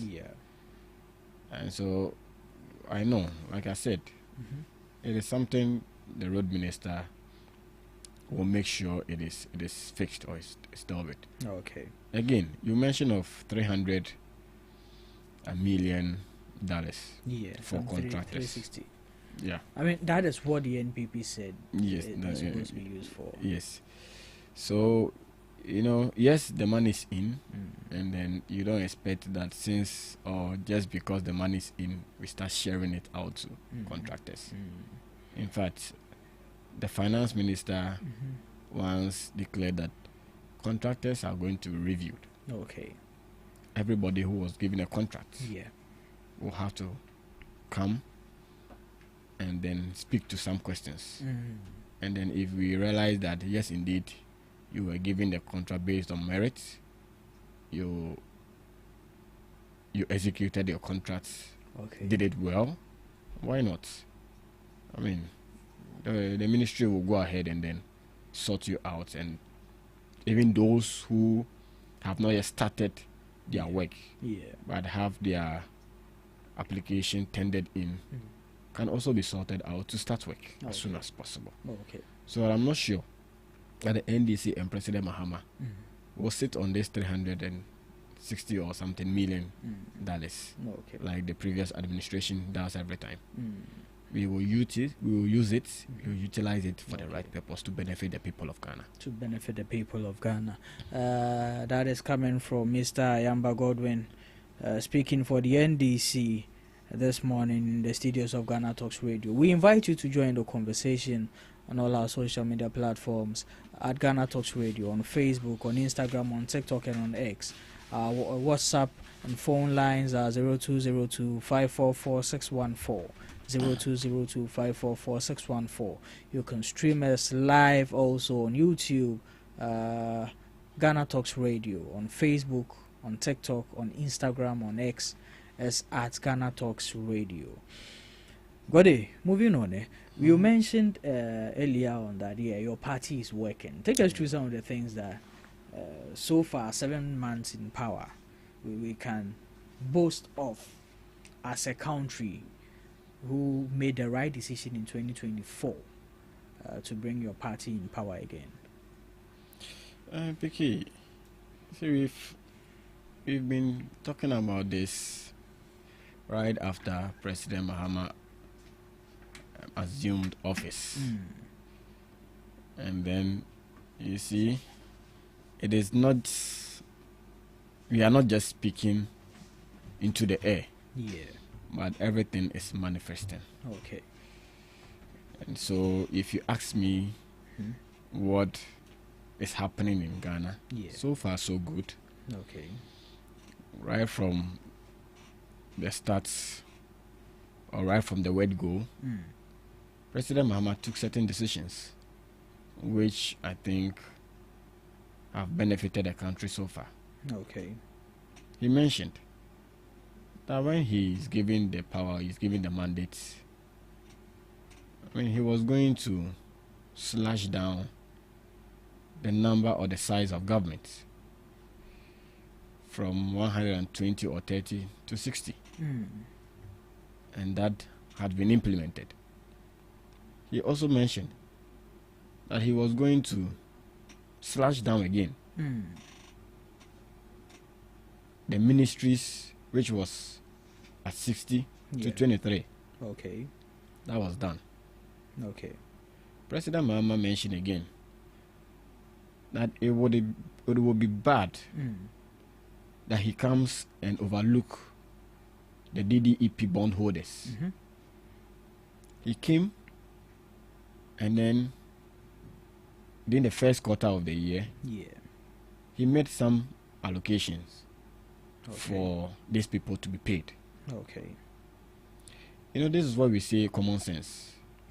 Sometimes it's not the major things you do that brings stability in the country. Okay. Sometimes the minor things you do. Sure. And we see it, or we see some of these minor, we take them for granted. But they help in the day-to-day activities of people's life. Sure. My grandmother sitting somewhere, my grandfather sitting somewhere, who had received part of this money, will feel ease. There wouldn't be any tension again. Sure. President Mahama slashing the size of government, you might take it for granted. But look at the look at how much money we spend on ministers each and every day. You might take it for granted. You might see it to be something which doesn't really have direct impacts. Sure. It is. Sure. It is really having a direct impact okay. in the country.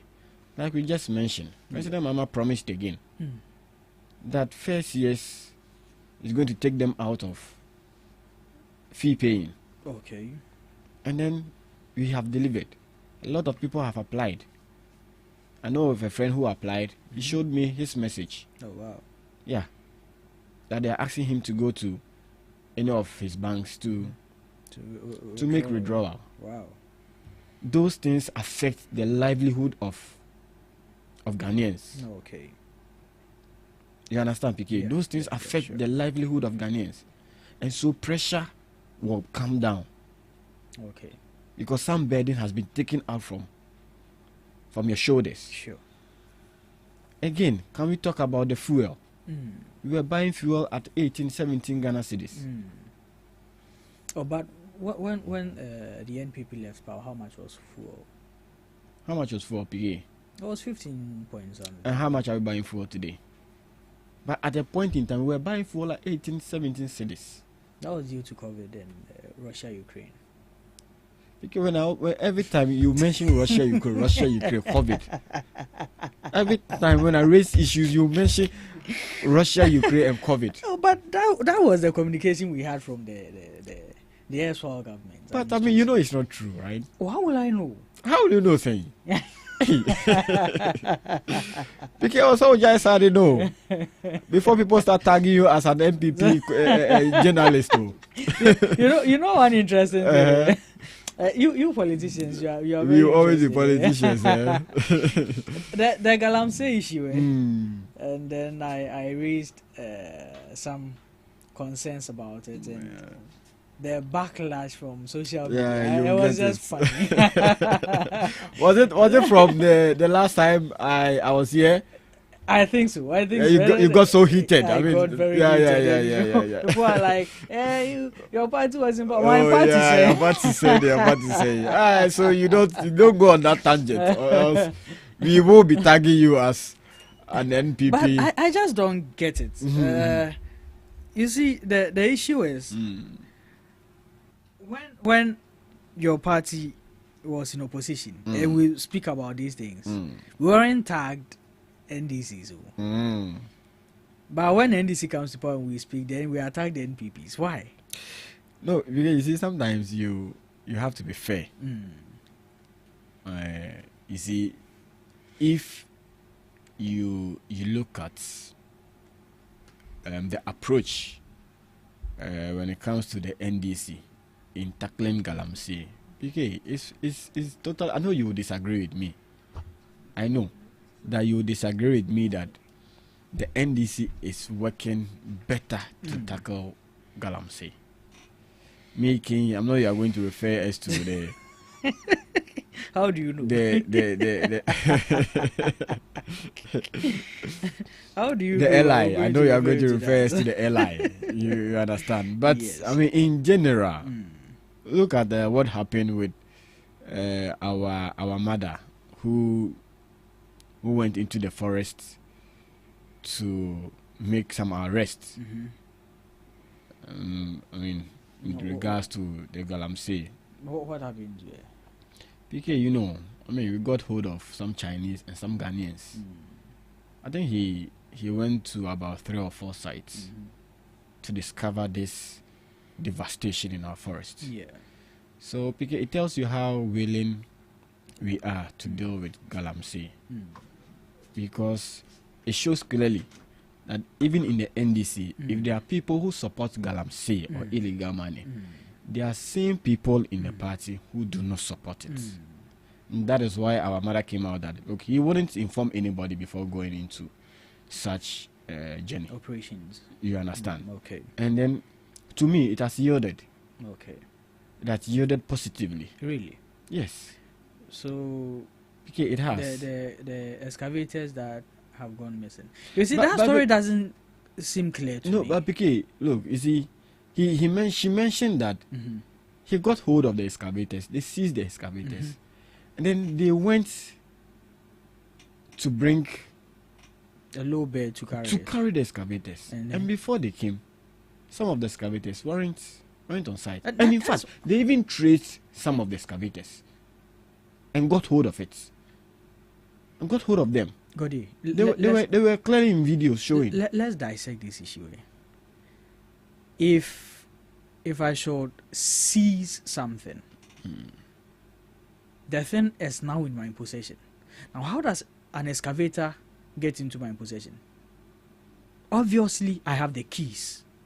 So if I say I have seized excavators, and then I go somewhere and come back, and these were 37 missing excavators, right? How long did she take to go and get the low bed to come? That 37 can just vanish like that. When she sees the excavators, where are the keys? She left it with the owners. I mean, because let's just no. You see, some of the excavators weren't moved. They weren't moved to one place. Some of the excavators weren't moved to. I mean, they weren't moved to a particular place. You understand? In fact, our mother mentioned that some of the excavators were even locked because they had trackers, and so they couldn't move them. You get it? They couldn't move them. And so the second time they went for the operation, they went with experts, because now they've had experience. Now look, we can go there and we can move the excavators. You go for low bed, you come, the excavator is not there. So it is something that can happen. It's possible.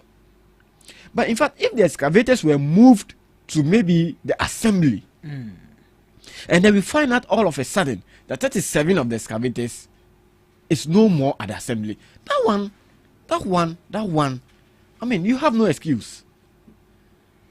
You get it? But here lies the case, the excavators are in the forest. So why then did she say they seized it? PK, you see, if you've seized it, it means that you have in possession of the excavators, exactly. Right? But it doesn't also mean that you have in possession of the excavators at the right place you are supposed to have it. The forest is not an assembly ground where you say that, look, you have the security men, you have the police, the military protecting the excavators there. Okay. You get it? Yeah. And then you don't expect me to say, or you don't expect us to say, the security man or the policeman should sleep there in that deep forest at night. Okay. That will not be the route, the right route to go. So I mean, the excavators getting missing, it's not something we should really blame her as such, or we should blame her much. Okay. Because it wasn't at the assembly. And then I think that she again had another operation and traced all these excavators, or majority of the excavators, and then confiscated them. And so, Biggie, let's relax for her. Okay. Because even at the first place, we should applaud her as a woman embarking on this operation. It's a duty. It's not her duty. Oh, isn't she the CEO for Minerals Funds? Yes. But it's not her duty. Okay, it's not her duty. Okay, you. It's not. I've heard you. In terms of justice and the judiciary, we always say that the law favors the popular, the rich, and all that. So last week we heard of a sentence of one of the most popular. I don't know where to. Under which category I should place this one? Whether a woman of God, or a fetish something? Because currently she's what? She's a woman of God, right? From which biblical school? Oh, if you're asking that question, then there are a lot of there are a lot out there who cannot answer this question, right? Yeah. Okay. But according to her, Yes, according to her. Okay, fair enough. Did you hear of a sentence? Yeah, PK. It was sad, but it's two sides. We can also talk about it based on the law. See, Patricia or Mrs. Patricia, Siama or Siedua, so yeah, who we refer to mostly as Nana Grada. Should I say? I mean, she has mostly been a thorn in the flesh of people. Why? Yeah. Why is that? Yeah, because right from when she was a fetish priest, we know in this country what transpired, what happened between she and affected persons or people when he came out with something we call sikagari. You bring money so that she doubles it for you. I see sometimes myself, I don't understand some Ghanaians and some citizens that where on earth do you think that can happen? I don't know, PK, maybe you'll be the right person to let me know. Do those things happen? Where you take money to someone to double it for you. Man. For 5 cities, budget 10 cities. For 100 million, budget 200 million. For 1 billion, budget 3 billion. It's very worrying. Is it that, I mean, we have majority of people in Ghana who have shallow mind? You understand? I just don't understand. Even as young as we are, we know that before you get there, you need to go through a process. Majority of the rich people went through the process. Okay. You understand? Yeah, sure. So I still sometimes don't get it when people fall into those traps. But you see, the 15 years was not as a result of the Sikagari or Skabejiska or something. Okay. It was because, if you remember, in 2022, around 7th October, the said Reverend, or I don't know. Now you also find it difficult. Yes. Had or organized an all-night church service at his church palace. And then even before that, she made an announcement on television, national television, in fact, her own television station, that she was organizing the church service, all-night church service, to help people who needed money to do some business, to help people who wanted money for rent and other stuffs. And specifically, she mentioned that she was going to share an amount of 3 billion cedis. In fact, she displayed all those money on air. Sure. And so people trusted that. Sure. And came for the all-night church service. Now they came for the all-night church service. Nothing of that sort happened. In fact, you even took money from them. Coming out to justify that, every church takes correction. She came out to justify that. Sorry, BRG correction. This is not a correction free the members. Why? It's no news. But you see, people went there for one reason, for you to help them with their financial burden. Sure.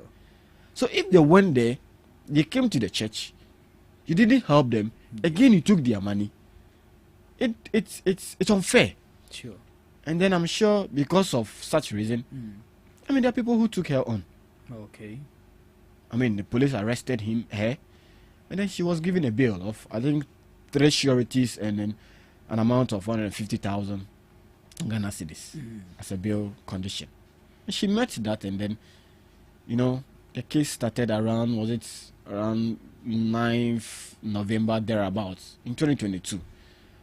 Until recently we heard that the court has passed judgment. I mean, he's been convicted for defrauding, and then what do we call the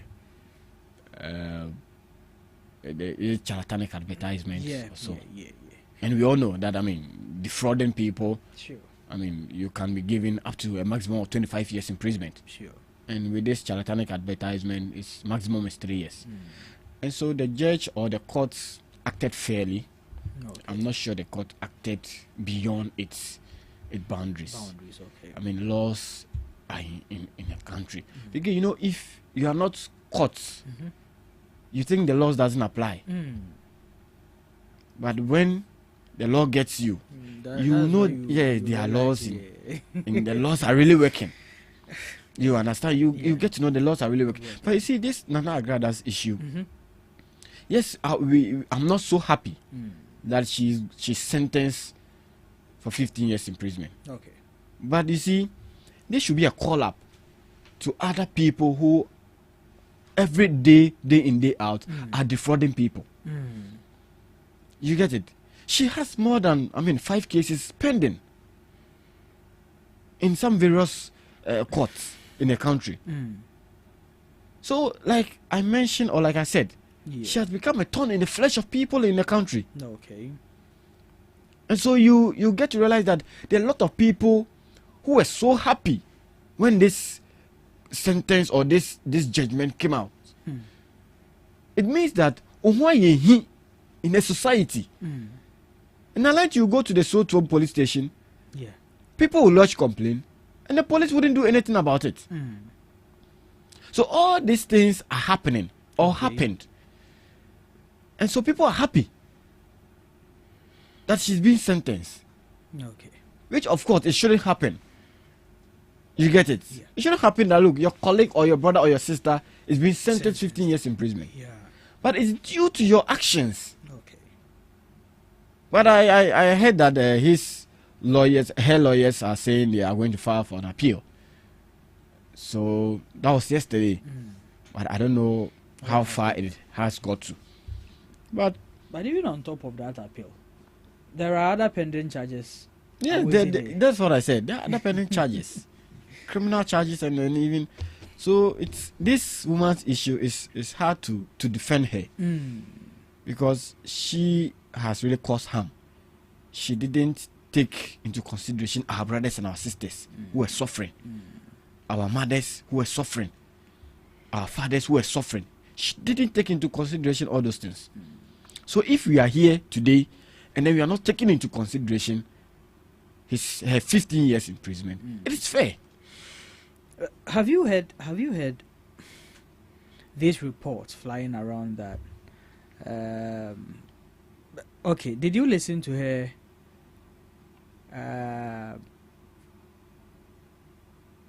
pre-election comments about the president? Yeah, you did. You see, this is as a politician you should expect this. You and you know one thing about President Mahama. As a fan of him,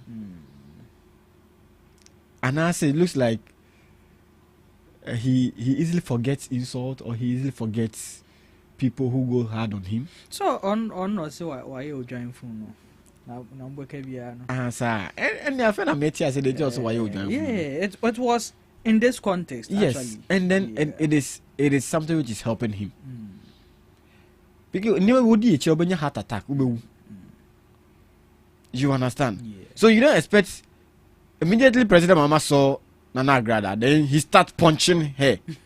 So he said this about me, he said that about me. But I mean, people are actually saying that because of those comments that she made. I mean, the case has been in court since 2022, and then fast forward, you come to power and her case is one of the most. but Piquet, 2022. Yeah. And we're in 2025. Oh, what are you saying? And are you telling me that Agrada defrauded the judge? Or what defrauded the judge? Why Sika Garama judge? I mean, this is not justified. This is the law we are talking of. No, okay. This is it. The way they are found president. Now, Sabi if you crash in Iska. Sabi if you watching Iska. President Mama trying to hack. Now, Dabe on board President's Cup, no? Sandy. yeah. O Shebi and alcohol. Me the man should be man call because I was very tight doing one or two things. Yeah. Who say he performing? Shatawale. Yeah, Shatawale. Oh, do you know the friend Mahamano? President Mahamano. A friend of Smiling Mafia. Says, oh, I know best, but no, slowly. I said, it's just so I rather not necessarily. Send out the cheaper or better not to. I get the credit. Shatawale and Casado, Philip President Mahamani. That's the Nabonyo. Oh, the Nabonyo, no Philip President. Mahama paper. But some so say Mahamadu. Oh, yeah, I'm a bit mad to November to my mouth. Wow. Oh, yeah. President Nangasa Ocean or pay. Oh, yeah, swag. Oh, yeah, swag. Oh, no, a president guy, no. And yen Nanado, and ya Adodi. Hey, oh, yeah, sure. Oh, that Adodi, and a guy, no, to the personal. But me so the other day the Jano can be baggy the night the Namta. Oh, be baggy the chase and Google go grab the Snoop Dogg. But who say I this no was Salbi. Oh yeah. Oh yeah. And I be say I do the Jana oh. Be baggy the chain and good corner na PS that so cried to Snoop Dogg and as yes a presidency in a born home. Oh yeah. Oh, nice. But President Mahama Nkasa na a guy, no. A guy, no kapiji kono be kembi. Kasa bi obeka, but he will relate with you. Yeah.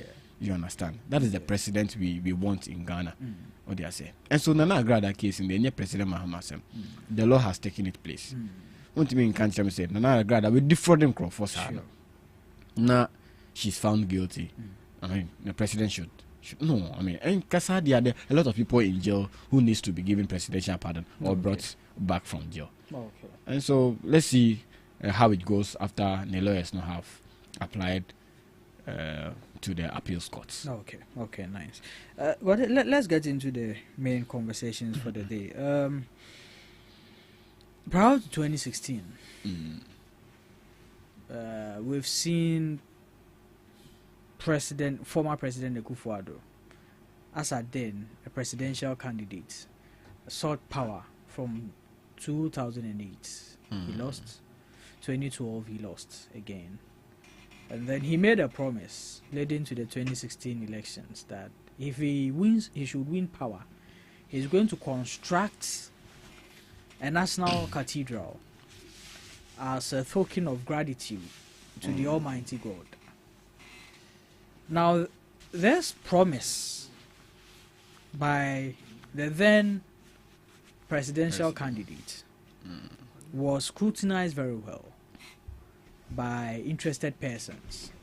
That where are you going to get the money to construct this?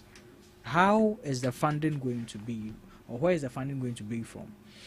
And he stated clearly that this is a private project, that private individuals are going to fund the project. Fast forward, he wins power, and he takes into consideration the fulfillment of his promise to God. Then with time, revelations appear that the monies from which this cathedral was being constructed was actually coming from state coffers and all that. We all know how it rolled over from there. And then recently, we hear government say that that project is going to be repurposed into something else.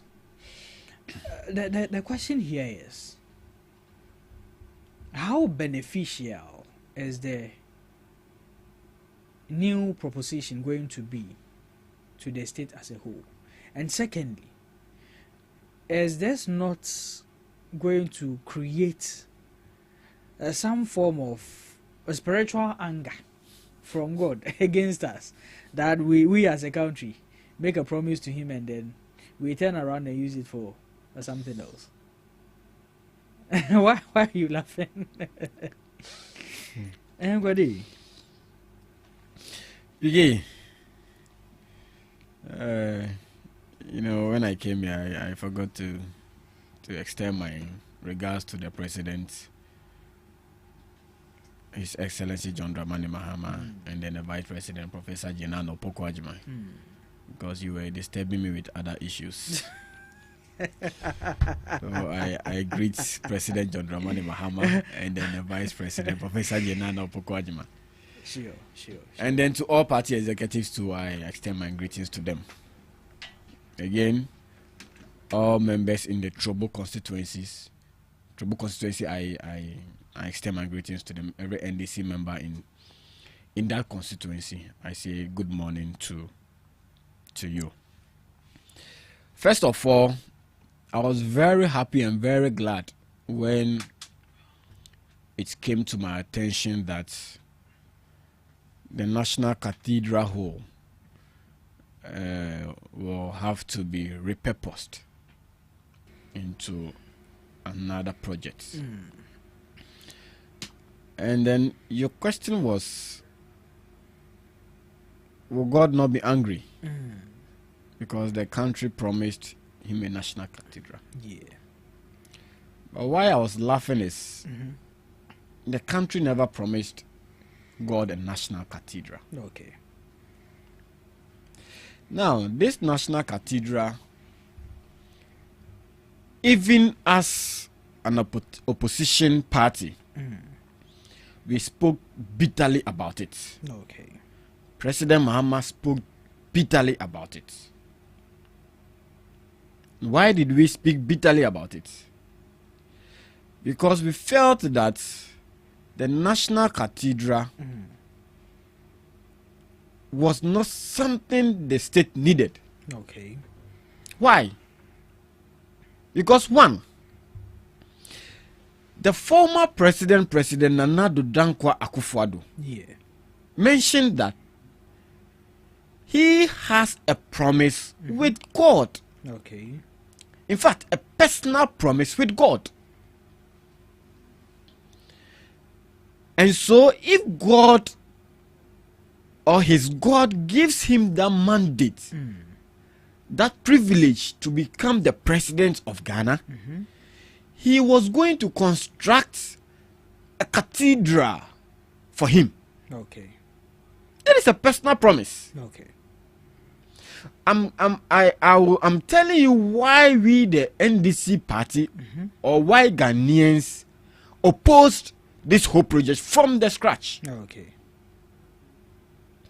The president or the former president Nana Addo Dankwa Akufo-Addo said he has had a revelation that he was going to be the president.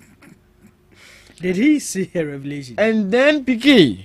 Oh, I'm only asking. Did he said that. I mean, if God comes. PK, are you telling me? I mean, pastors were not all over saying President Nana Addo Dankwa Akufo-Addo was going to be the president. Okay. But he wasn't the one who said he had the revelation. That's all. But I'm sure it is based on what some pastors were saying that Nana Addo Dankwa Akufo-Addo will be the president. Okay. Okay. And so he bought into that revelation and made that promise that if this revelation comes to pass, he was going to build a cathedral for God or for his God. Because as of now, we can't tell if it is the God we all serve. Because obi some nyame no obi nyeden no obi njina ho. So he was going to build a national cathedral for his God when he's giving that mandate or he's giving that nod. Okay. It wasn't a promise made by the country. That is what I want you to get, PK. But he was building it for the country or in the name of the country. But it wasn't a promise that we made as a country. If you are making your promise to God, Ghanaians didn't make that promise. God, let me ask you this. PK, again. Let me ask something. No, again, let me finish.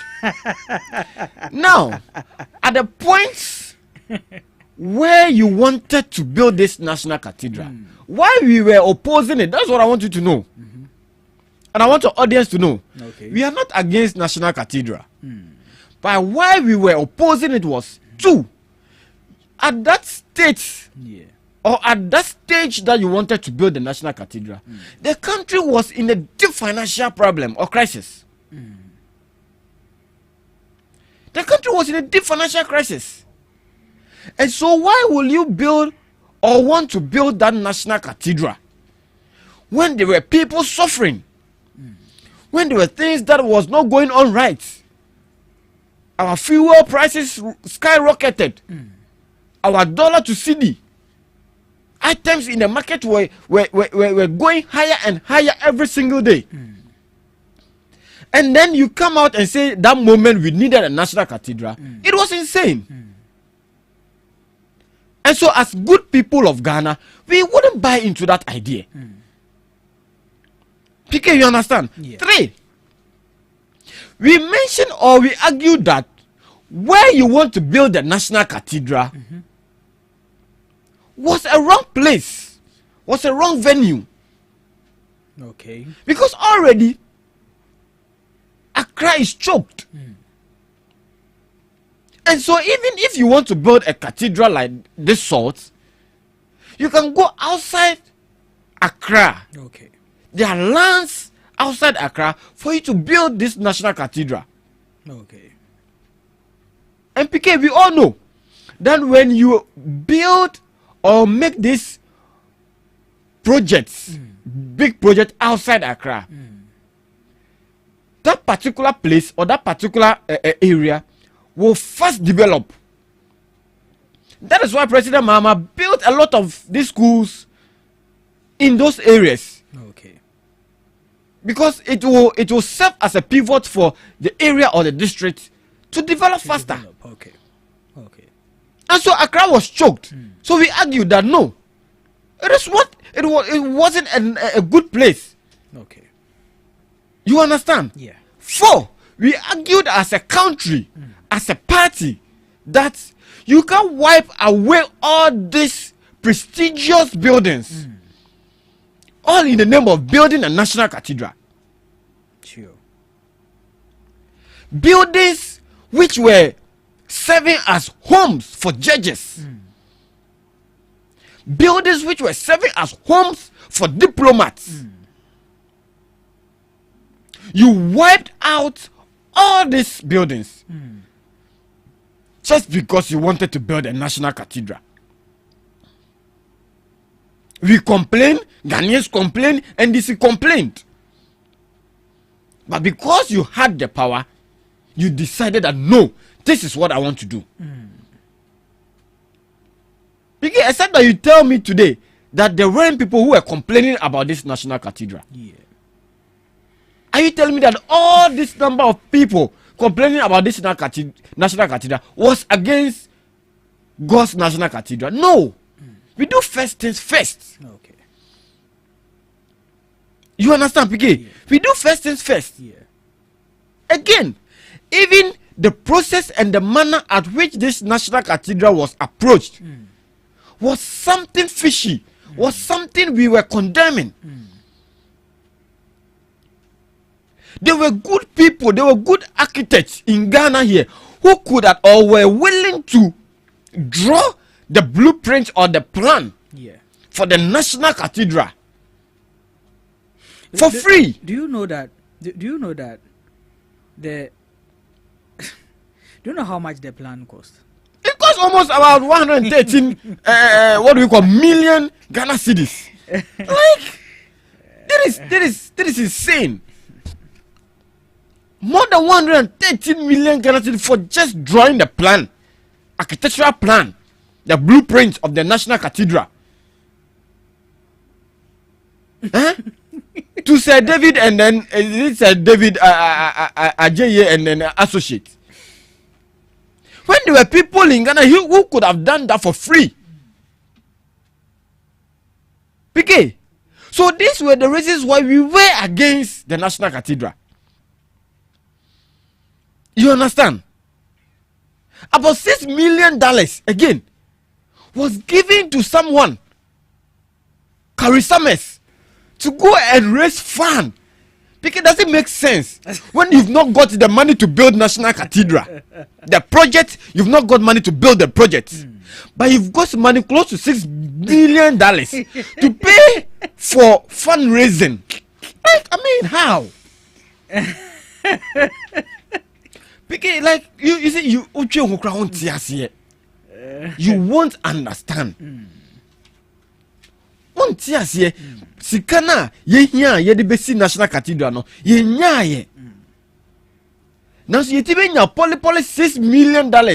Say yam famo kwabrane. Say take this money and raise funds for us. Sure. You understand, PK? Yeah. So these were some of the things that we were raising concern about.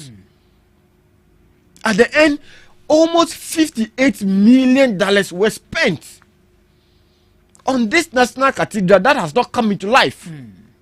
It's just a hole. A yamana and yetu. But 58 million Ghana cedis is gone. It can be accounted for. Again, the president told us, like you said, that the state was not going to fund for this National Cathedral. Sure. The state was not going to fund for this National Cathedral. But at the end, we got to know that the then finance minister, who is now been declared fugitive, transferred almost or more than 400 million Ghana cedis into the state, what we call the National Cathedral account, from state coffers into the National Cathedral account. And so, PK, considering all this,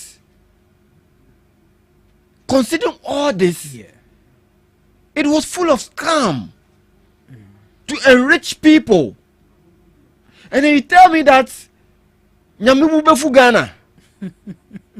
Hey, and that's I don't know. That is why I'm saying that I don't know which God the president then Nana Danko Akufo-Addo was referring to. Because if that God we are serving, if it's the same God, and I'm not sure certain things should have happened. Okay. It was another God. That is why it was just left to continue like that. But if it was the God we were serving, okay, if he had opened his mouth to make that promise to the God we are all serving, cause strikes BCC Ghana. But Gode, let me ask this: what has it been repurposed for, and what is the benefit of the repurposed version the president has promised? So, PK, yes, sir. President Mama stated it clear that he was not going to continue this project. Okay. Because it's not something that he's against, but it's something that will not benefit the country as of now. Okay. And so he made it clear that since the place has already been destroyed, we need to do something with it. The hole has been dug. If we want to cover this hole, PK, we will still need money. Huge sums of money to cover the hole with sand. And you know the funny thing? Even Anyana Mutu free Benemuhono, Yaton this Muska. Oh, yes, PK. Anyana to free Benemuhono. If today the country is saying that we want to cover that hole, we wouldn't get Anyano to fill that hole. Wow. Yaton this cano. And so we will have to spend another money again to fill that hole. This is not madness. And so when I heard that President Mahama said he's going to repurpose this hole, I was very happy. Okay. And for that matter, what actually he wants to repurpose it for, no? It is something that will benefit Ghanaians. It is serving as tourist attraction for both the people in the country and outside the country, because it's something cultural. Okay. It's going to speak about our values, our customs, our culture. Okay. As a mind, And you know how people, even in the diaspora, love to see us display our culture. Love to come and have a feel, a taste of how we do our things here. And so if this whole, the Amnano is going to be repurposed for such a project, it will really benefit Ghanaians. Okay. So that our tourism industry will grow stronger. Okay. Because already President Mahama has promised that we need to grow our tourism industry. Okay. So that the name Ghana will not just go out there into the world as a country which likes borrowing, but a country which also projects its values and customs. Okay. So that people, because in fact, people want to come to Ghana. Sure. And those people, when they are planning to come to Ghana, they make research on places they want to visit. Okay. And so if they make search on places they want to visit, and then they get to realize that there is a place like this, why not? It will ginger people to come. Okay. Even Ghanaians themselves will want to go and visit to see or learn history. Things that a lot of us didn't come to meet. Okay. We can go there, watch it, ask questions, and then view all for ourselves. And again, it will also bring money into the coffers of the country. Because going there, you have to pay. You understand? Yeah. Going there, you have to pay. And so all these things will serve the purpose of what President Mahama is planning to do or is initiating. And so I think we should really encourage it. Better than building a national cathedral. We have a lot of cathedrals in Ghana. In fact, our problem is not praying. Okay. Because we have a lot of pastors, a lot of believers, a lot of cathedrals in Ghana. Okay. Our problem now is how to make money for the country. Okay. Because every country is building its economy with money. And so if we get money, we can better the lives of people in the country. Not praying. Sure. Because if you collect the whole of people in Ghana to enter the national cathedral to pray for 24 hours, baby, as our mind. Sure. But if this monumentum project is brought up, people are going to get employment. Okay. People will be employed. People will get money into their pocket. The state will get money. Okay. Investors will come around. Sure. Tourist people will come around. You understand? So it's something which is very laudable that we should all rally behind. Okay.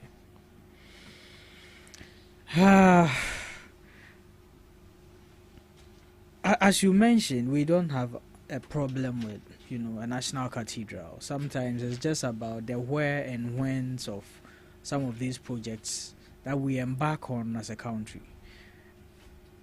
Yes, indeed, the president mentioned that he was not going to continue this project and that he was going to look into the whole project itself, the fundings and all that. And now he says he's going to repurpose it for a different project. Now, how is the funding of this different project? Where is it going to come from? Are we going to fund it from state coffers again? Or we are going to look to recover the so-called alleged loot that went on in this in the first edition of this project, to then refund the new edition of this project? Yeah, PK, I think that's a good question. It's a very good question in regards to this whole project. But I mentioned on another platform that yes, President Mahama and the NDC are trying to make sure they recover, or we recover every dime spent on the states without we having we benefiting from it. But one thing is clear. Okay. That this whole thing is a process. And we can't wait until we recover all these monies before we start building the economy. We can't wait. Okay. We can't say, okay, President Mama, halt all your operations. Let's recover all these monies before we can start building the economy. No, that wouldn't make sense. Okay. So as at now, I'm not privileged to know how the project is going to be funded. Because the announcement came just recently. Okay. I'm yet to find out how the announcement is, or the project is going to be funded. Okay. I can't sit here and make any assumptions that that is how it's going to be funded. That is how it's going to be funded. That's fair. But what I know is it is going to be repurposed. Okay. And I'm sure at the appropriate time, the Minister of Communications or Information will come out and tell us the blueprint in regards to this whole new project. Okay. But because he also mentioned clear that President Mama was not going to start this project or continue this project. Okay. And so if it is repurposed or if there is another new project coming out from this project, it is something that he will also come out again and then tell us or brief Ghanaians about it. Okay. Okay. Thank you there, Mr. Ayamba Godwin. Now, Gode, moving on to the next topic. The last elections, the recent 2024 elections that brought your party to power, has had some challenges on its own regarding representation and all that, some bone of contentions in some constituencies, which has left these constituencies with no representation in parliament after sacrificing, dedicating and committing themselves to campaigning for their desired candidates, going to vote for their desired candidates, and be left with no declaration as to who has won or who didn't win. And 7 months in power, we've been deliberating over these issues here and there. We asked EC what was preventing them from giving Ablekumanov a representation, and they mentioned that they need some form of security to do their collation and declaration. Fast forward, new head for police comes in. He shares his own thoughts on it and gives assurance that he is willing and ready to provide security to the EC to go ahead with their collation and declaration at Ablekumanov. EC appears in Parliament, answers some questions, and says that they have only about 3 polling stations that is yet to be collated. All the rest are collated, so all they need is protection to, declare. He was asked if there is going to be the need for a rerun. He said no. We are not going to have a rerun. He only needs protection from the police. That's just 2 weeks ago. A week later, EC comes out again to say now we are going to have a rerun. And with this rerun, even though we stated earlier that we only have 3 polling stations, which we haven't collated, this rerun is going to consist of 19 polling stations out of the entire 37 polling stations we have in Ablekumanov. And the most bizarre thing about this whole thing is this: the 19 polling stations that the EC says they are going to rerun, there are three that they earlier mentioned in Parliament that they didn't have their results yet. One in those three is not part of the 19. They are going to rerun on 11th. And so we saw the NDC opposed to it, but the NDC is in agreement to it. Let's have a rerun. NPP says no, we don't agree to that. Then between the two candidates, the NPP's representative sues EC for their decision to have a rerun. Gode, you see how elaborative I have been on this issue, at least to be fair to our audience, those who are not really abreast with the entire proceedings so far. But then we'll take your view on this. Yeah, PK. You see, yeah, it's true. We all know that Ablekuma is a constituency which have not been declared a parliamentary candidate so far. Sure. And then it's been 7 good months, like you said. The constituency has still not had a representative in Parliament. And this is very unfortunate, and it's not fair to those people in that constituency. Okay. But you see, this all boils down to the inconsistency and the incompetence of the EC that we, the NDC, as a party,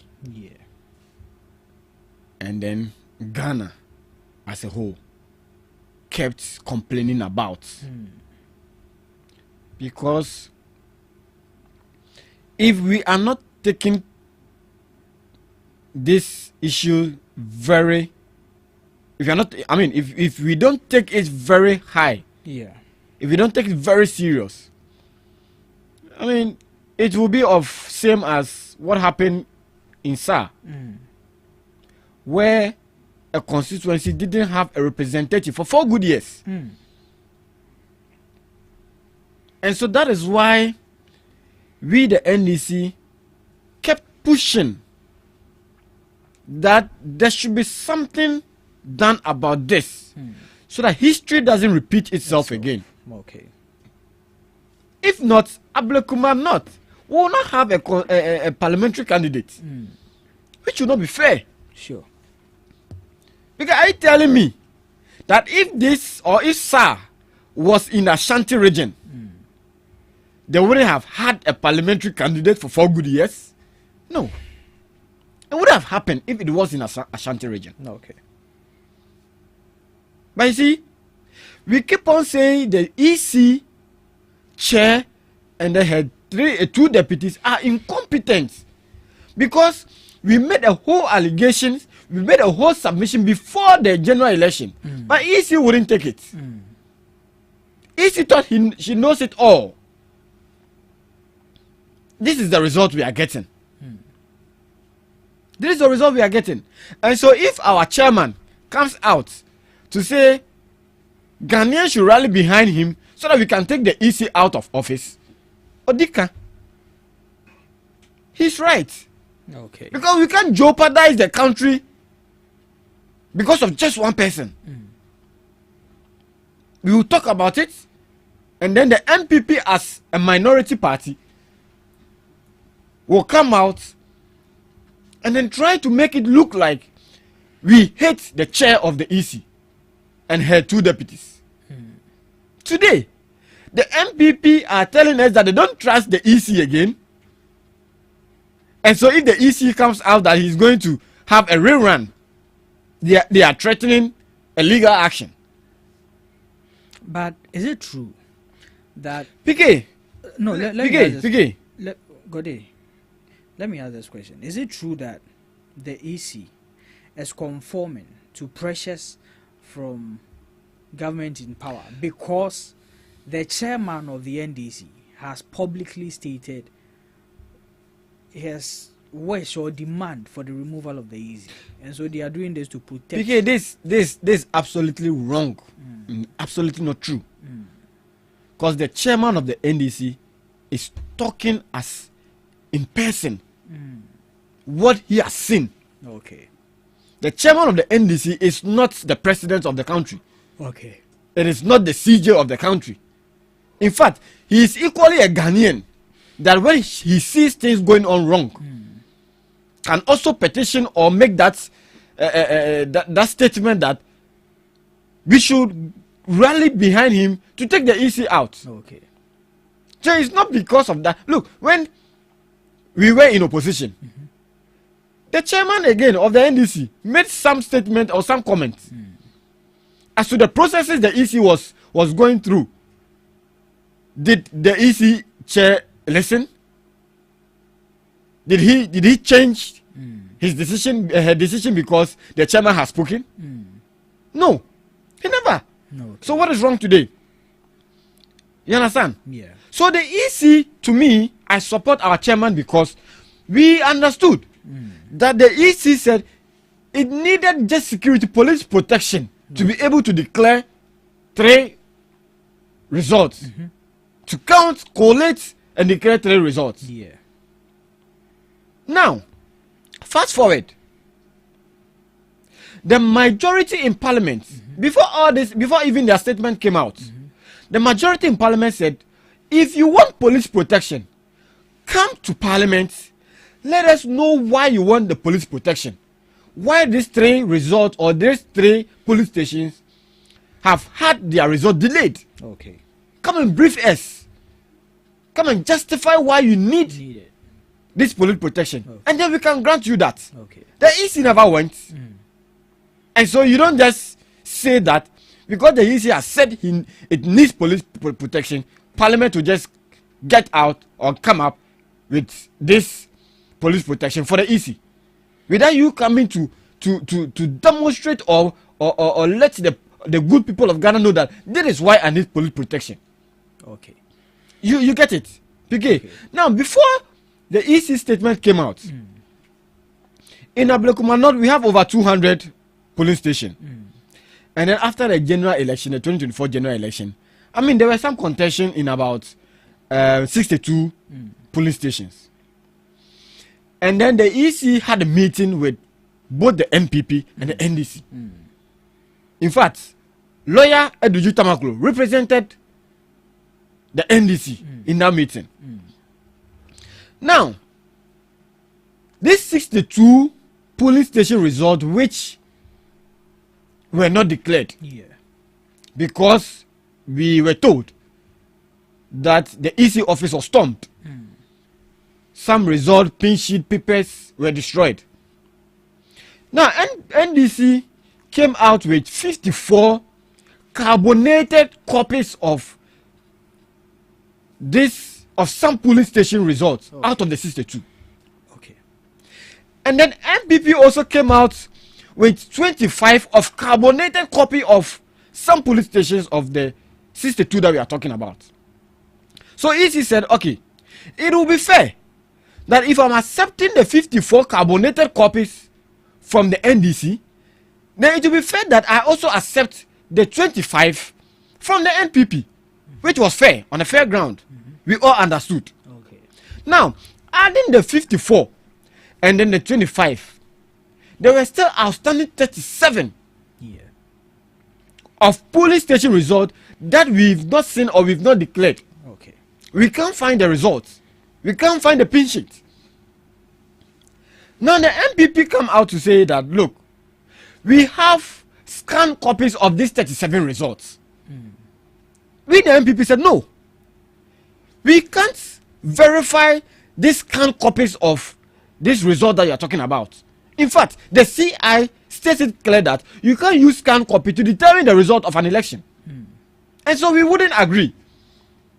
The EC mentioned that the presiding officers have verified the scanned copies and then they think that it is something that we can use. But we said no. We can't use this. Okay. It raises the credibility on the part of the EC. Okay. And so we, the NDC, wish that we rerun the election for these 37 constituencies. Okay. That is what we proposed. Okay. You understand? Yeah. That's what we as a party proposed. Now, after the meeting, the EC said it was going to sit down, look at this whole issue, and come out with its judgment. Mm-hmm. The NPP has said its side. The NDC also has said its side. Now, no information were given to both parties, according to lawyer Edoji Tamakulu. Okay. The next thing we saw was EC making statement that it was going to run a re-election on 19 police stations, which I think was not fair. Okay. Because you called for a meeting, both parties came, they spelled out all that they want to say, and then you said that you were going back to analyze the whole thing, and then come back and give them your judgment on this whole meeting issue. Was this before? It was before. Parliament, yes. Or after? This was before. So if it was before, then so Gode, let me ask this: why is the NDC not even worried about this EC's decision? Because you see, they said before that they were going to look into it and decide what to do. Then they come into Parliament and say they are not going to have a rerun. They only need security. Then after Parliament, they come out without informing both parties what their decision was, but to publicly state that they are going to have a rerun. PK, that is why, you see, as a party, we are calling for the removal of the EC. Because even if we do not agree, what is the action to be taken? The MPP is saying that we want these 3 police station results to be declared. Okay. Now, the NDC, we are also saying that there was 37 police station results which were not declared. The NDC mentioned that. The MPP also mentioned that. Now, the EC has come out with its statement that we have to rerun 19 police stations. Okay. And so it's not the issue that we support it, but the EC has come to make his judgment that this is the 19 police station that he wants to rerun the election. You understand? And you don't have a problem with that. We have raised concern about about this current declaration. Really? But the EC wouldn't listen. So why don't you take the EC to as Free has done? Why haven't your party taken any legal action? Because we think that is going to take a long time, and the people of Ablekumanot needs a representative in Parliament. But Gode, PK, I'm saying this because see the reason why I'm also saying this is because do we just need a representation for them, or we need a right representation for them? That is why we also propose that even though we are not siding with the EC, it will be good that re-election is organized, because this re-election is you don't tell me that this 19 police station is for the NDC or likewise the NPP. Okay, but even that, as rightfully said or stated, the 19 polling stations, the 3 that was left, the actual 3 which was left, one of them is not even part of this 19. That is one question. Secondly, does the EC have the authority to declare a rerun? Is it not a court who determines whether there should be a rerun or not? Because that is why they say they are taking it to court. Okay, so if they are saying that the EC doesn't have the authority to declare a rerun, I mean, we reserve our issue, we reserve our comments. Okay. They are taking it to court. Okay. So whatever the court will say, but EC has come out to make its statement that it is going to have a rerun. We as a party, we support that. Okay. And we don't support it because, or we are not in support because we think that Ablekumanot is a seat for the NDC. Okay. And it's not. Okay. I mean, if you watch history, how many times have NDC, taken that seat? Sure. So we should be much concerned. In fact, the 3 police stations that the NPP wanted a rerun is the stronghold of the NPP. Okay.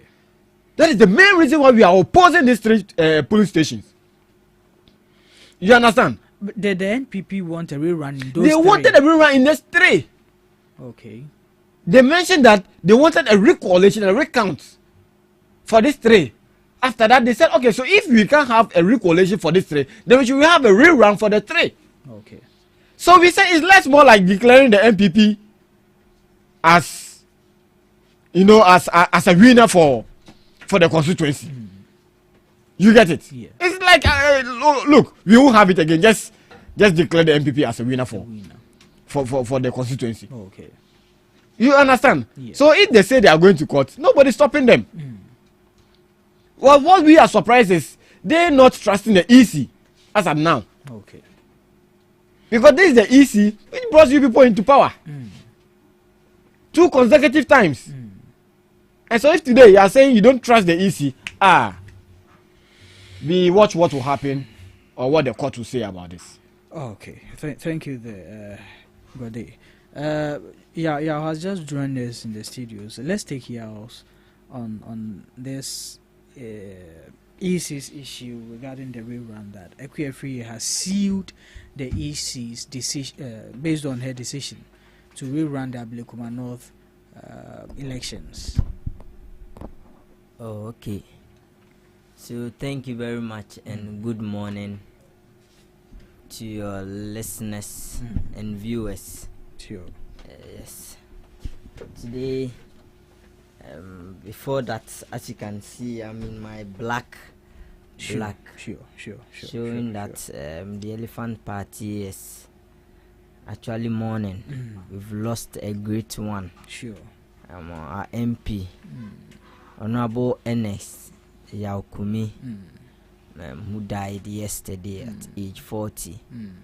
So the party and the whole Ghanaian people are in shock, and we are still mourning the death of Honorable Ernest Yaokumi. Sure.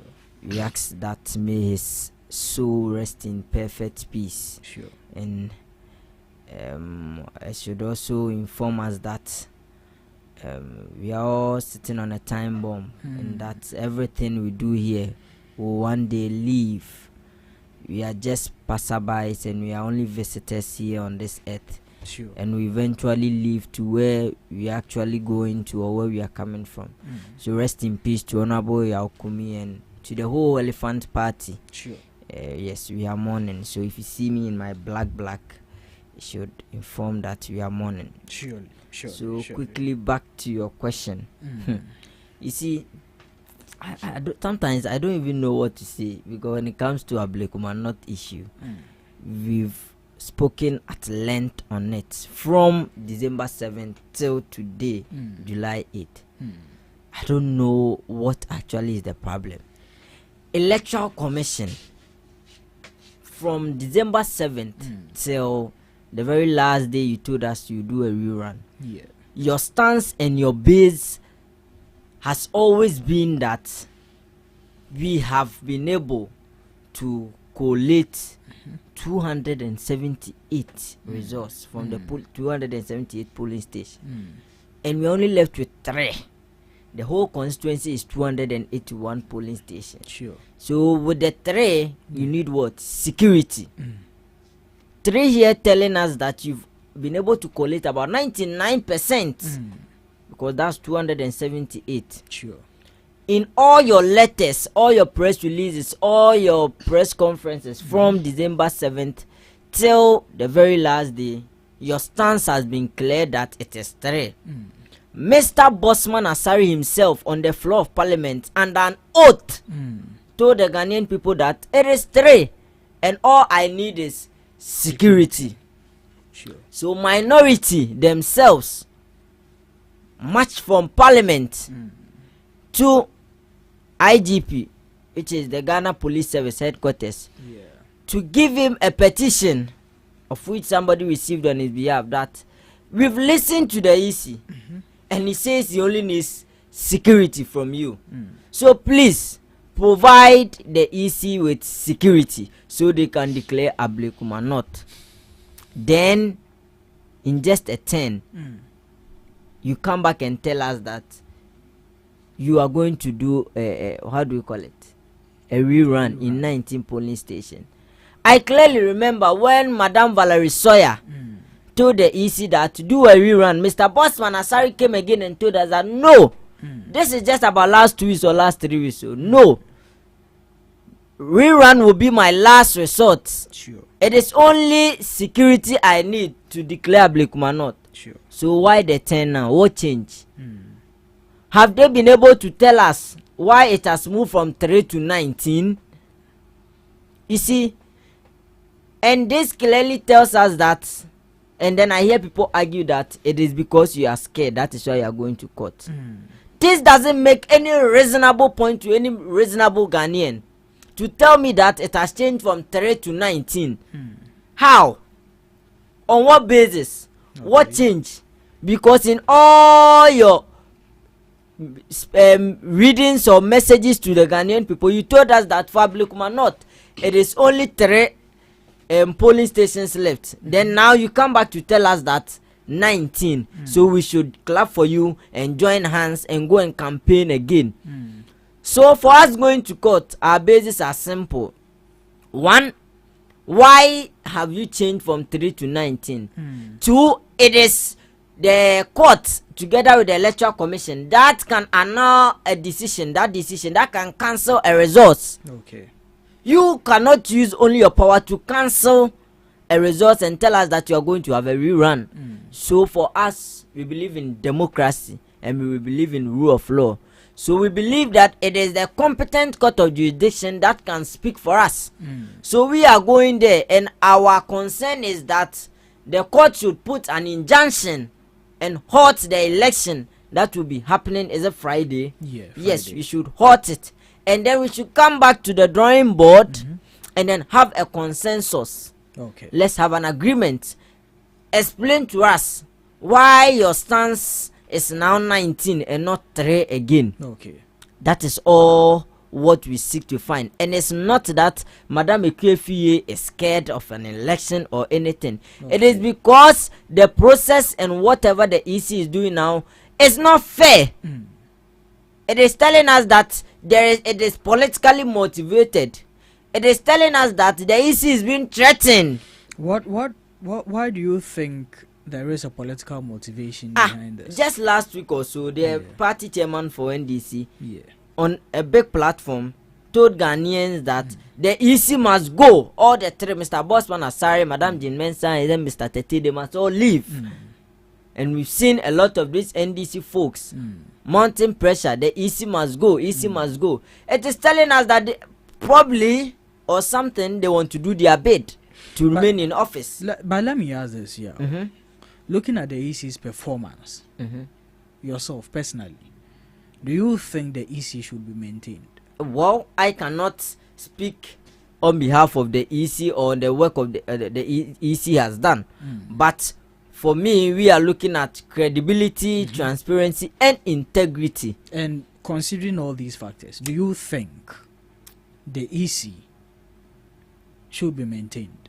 Well, as I have told you, and I'm saying it clearly again, I don't think I have that right or that power to judge or give ruling on whether EC should be maintained or be removed. But all what I'm saying is that the right thing must be done. And what do you think is the right thing? The right thing that should be done is that you've told us 3, you need security. So we should go on with that and get it on board. Because per checks, per results, preliminary results that we had, Madame Ekwefie was only leading with 114 vote difference. Okay.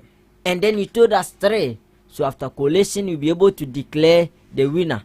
So now telling us that you found some problems and what have you with pink sheet in about 37, and after 37 you've seen that we have to rerun in 19. How do you explain even that to a little child, that your basis from December 7th till July has been 3 and you need security, and now you turn around to tell us that you need you are going to rerun in 19? Are you expecting these people to go and gather another resources to go and move people from their homes? It is clearly, and the sign is there. And you know why we do not want this to happen as a party? Because we are afraid that in the future, when an MP is also losing, he can also take pin sheet and then and put it somewhere and tell you that we can't find it, so let's rerun again in some police. So we do not want that. We don't want them to set that precedent down, so that in the future we hear parliamentary candidate also crying foul that yes, they've cheated me, we can't find pin sheet, easy, let's rerun, let's do that. So we will fight it to the last day.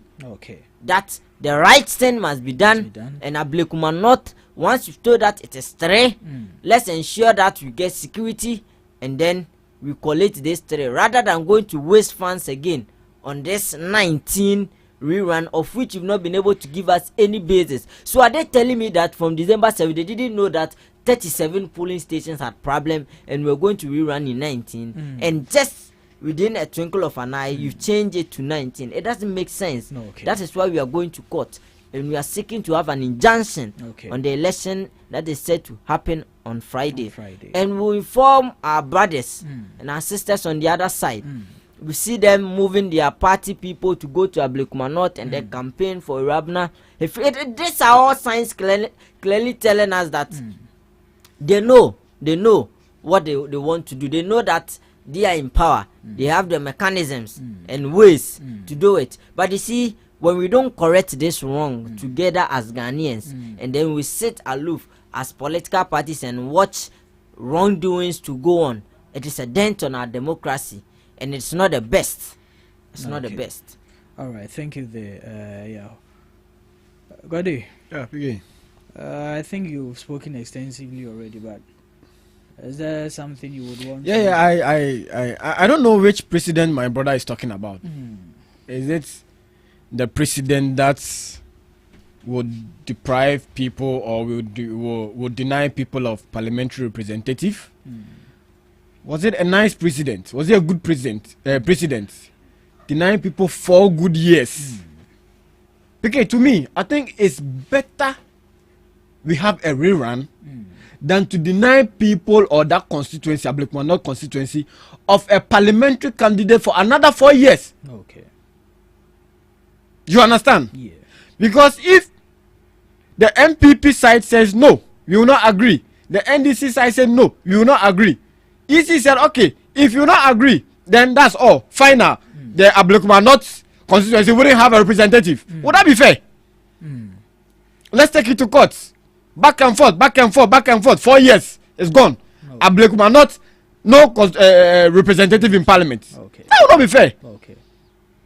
So again, my brother should rally behind us so that we have a rerun on a fair ground. The whole of Ghana, everybody's watching. Just that one constituency. So nobody can misbehave. If you win, you win. If you lose, you lose. You understand? So the precedent that my brother is talking about, he should stop saying it. Because they set a bad precedent last 8 years. A very bad precedent that could have caused chaos in the last 8 years. So nobody is setting a precedent. We are setting a precedent that, look, there is no constituency that should be denied a parliamentary candidate for another 4 years. That is the precedent we want to set. And so even if we need a rerun, we have to. All right. Thank you, gentlemen. I think our time is up. This is where we will call the shots on the show. But your last words before we leave the studios. Your last words. PK, I still will talk to Ghanaians that President Mama is working to better the lives of every citizen in the country. And so let's all stay calm. Let's all support him. And then at the end, we will have the results we are all seeking for. Thank you. Yeah. Yeah. So, as you said, for us as a party, we are mourning. Yes, we are mourning. We've lost a great one. So we ask that all party folks, when we go to bed, sure, we pray for ourselves. Sure. That yes, and even the whole Ghana as a whole. Yeah. That we remember each and every one, your friends, your family. You see, I'm not sure anybody would have even posted the honorable whilst he was even alive. But you see, yesterday everybody was posting that his death. So it is telling us that as people, as Ghanaians, as MPP, we have to check ourselves. We have to pray each and every day and remember our friends. Sure. As we are mourning, we also continue to say rest in peace to the Honorable Ernest Yaokumi, that we loved him so much and he is gone.